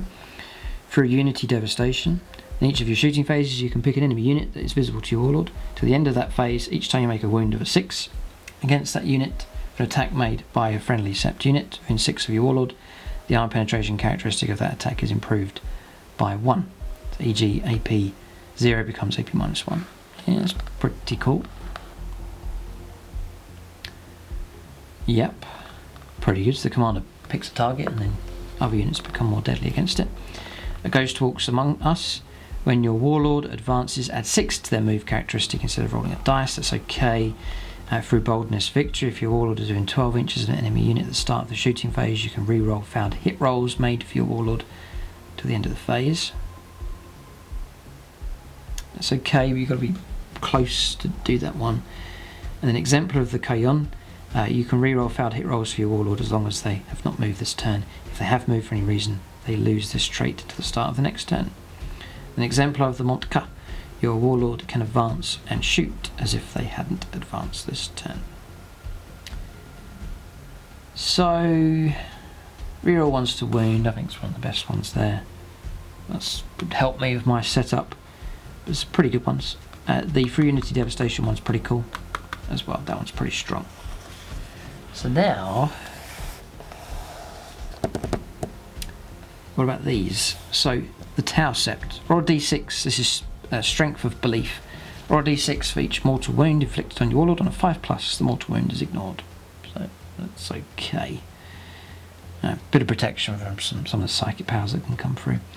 Academy Academy Luminary. This is for Viola. If your Warlord has the Master of War, Volley Fire or Failure is not an option ability. The range of that ability is increased to 9. In addition, if your army is Battle Forged, you receive an additional 1 command point.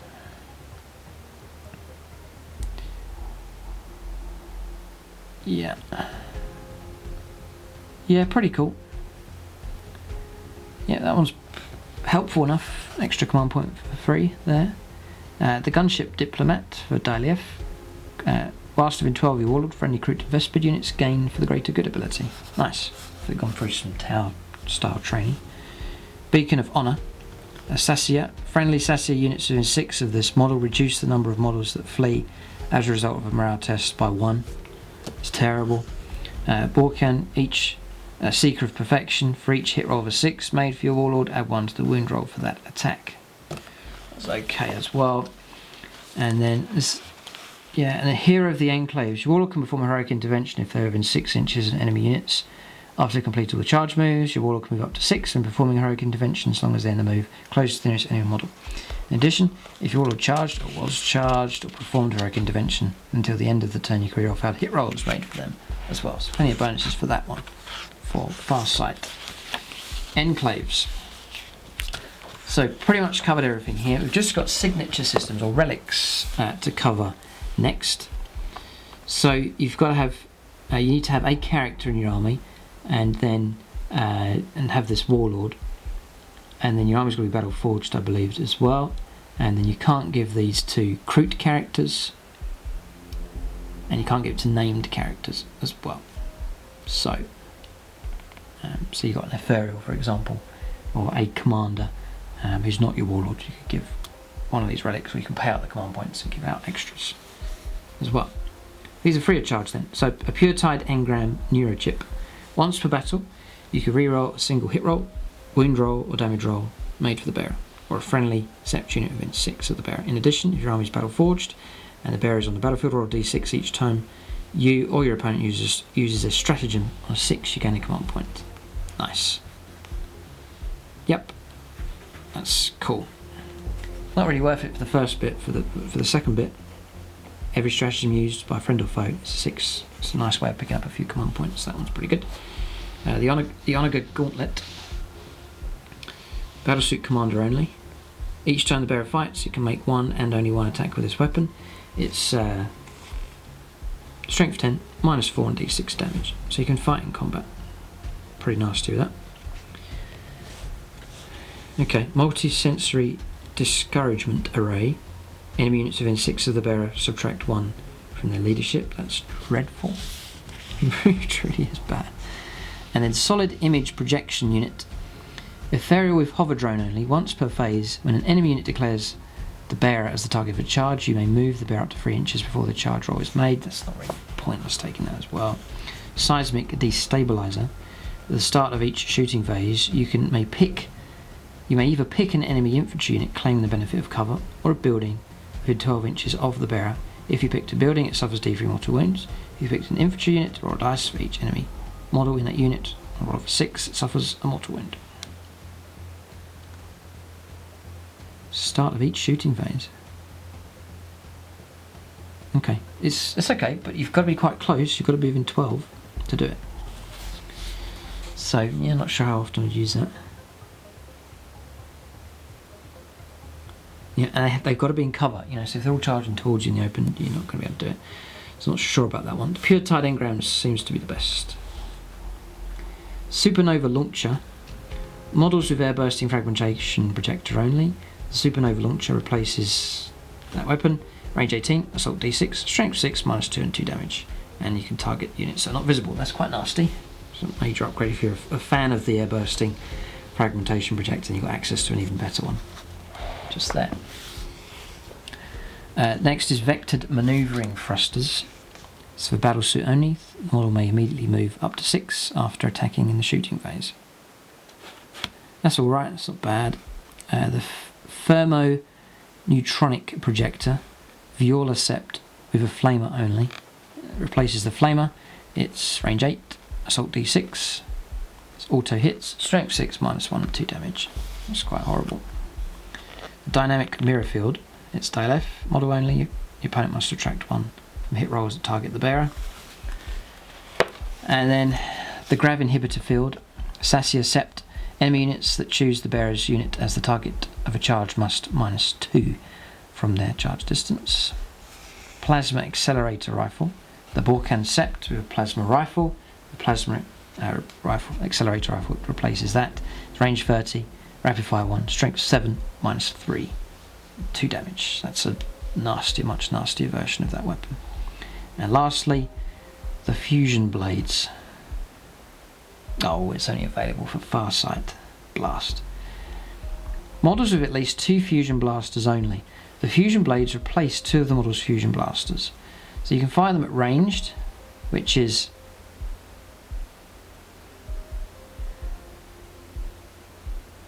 okay. Replace 2. Alright, so still not the same number, just checking. Still the same number of shots. So the fusion blades ranged is assault 2. So you're still getting your 2 shots. Strength 8 -4 and D6. But fusion blades melee. Yeah, still the same rules for range. So if you're in half the range 9 or less, it's 2d6, choose the best. But abilities here, melee. Each time the bearer fights, it can make 2 and only 2 attacks of this weapon. And if you do, look, it's strength 8 in combat -4 and d6 damage. It's horrific. Fusion blades is really cool. You can have great fun assembling a model with the fusion blades. They're very, very cool. That's a great one. So if I was playing Farsight, I'd take that for sure. Out of all of these, I reckon I'd go for the Pure Tide Engram Neurochip, just that ability to get command points. Because the power is in those command points, I think. And there's a pretty high chance you and your opponent using stratagems, you're going to get a couple of 6s during the game.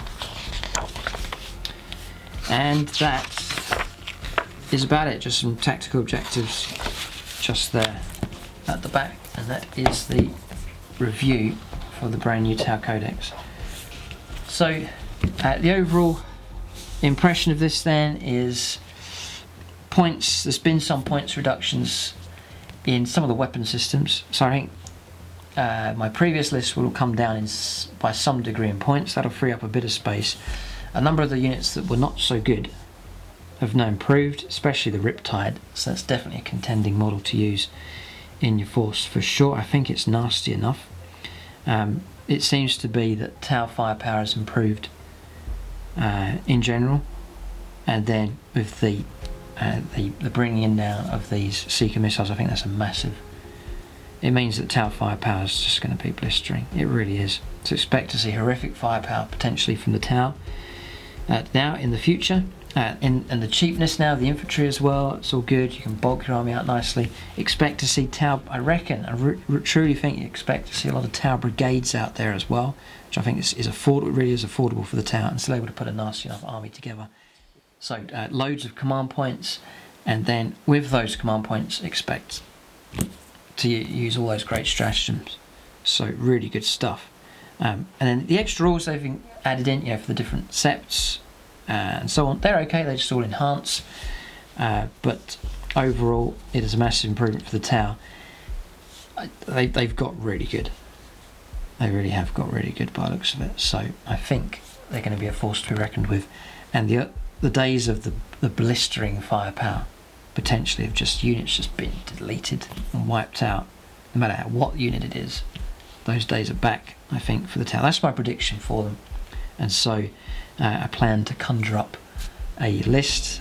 It may be a similar list, or there may be some vast changes take place based on this. Things have been shaken up here for sure, so we'll have to see. I'll start working on that, and then you can keep a lookout for that on the Plus channel in the future. And then over on the Plus channel you can see that new army developing along. And then because I've got a lot of the models already, I am keen on just trying to do them.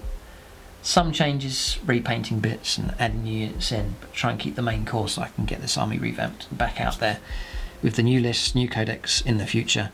And Tau have a chance yet, I think, of being one of the strongest armies on the channel. We'll have to see. Maybe make your own predictions. Leave your own comments and feedback. We were saying about different commander configurations, battlesuit team combinations as well. What units you favour now? Have you changed your mind about different units? If you want to propose a whole army list, some subscribers do that as well, and other subscribers can leave their own comments about this video or about comments that you've made as well. But there it is. This is the central video now for the Tau on the channel. Keep a lookout for more reviews. As I mentioned earlier, I've got mine from Games Workshop. Very kindly sent those through. I usually use gamingfigures.com. You can check them out. They do Games Workshop at a discounted rate. There it is. That's the review for the brand new Tau Empire Codex.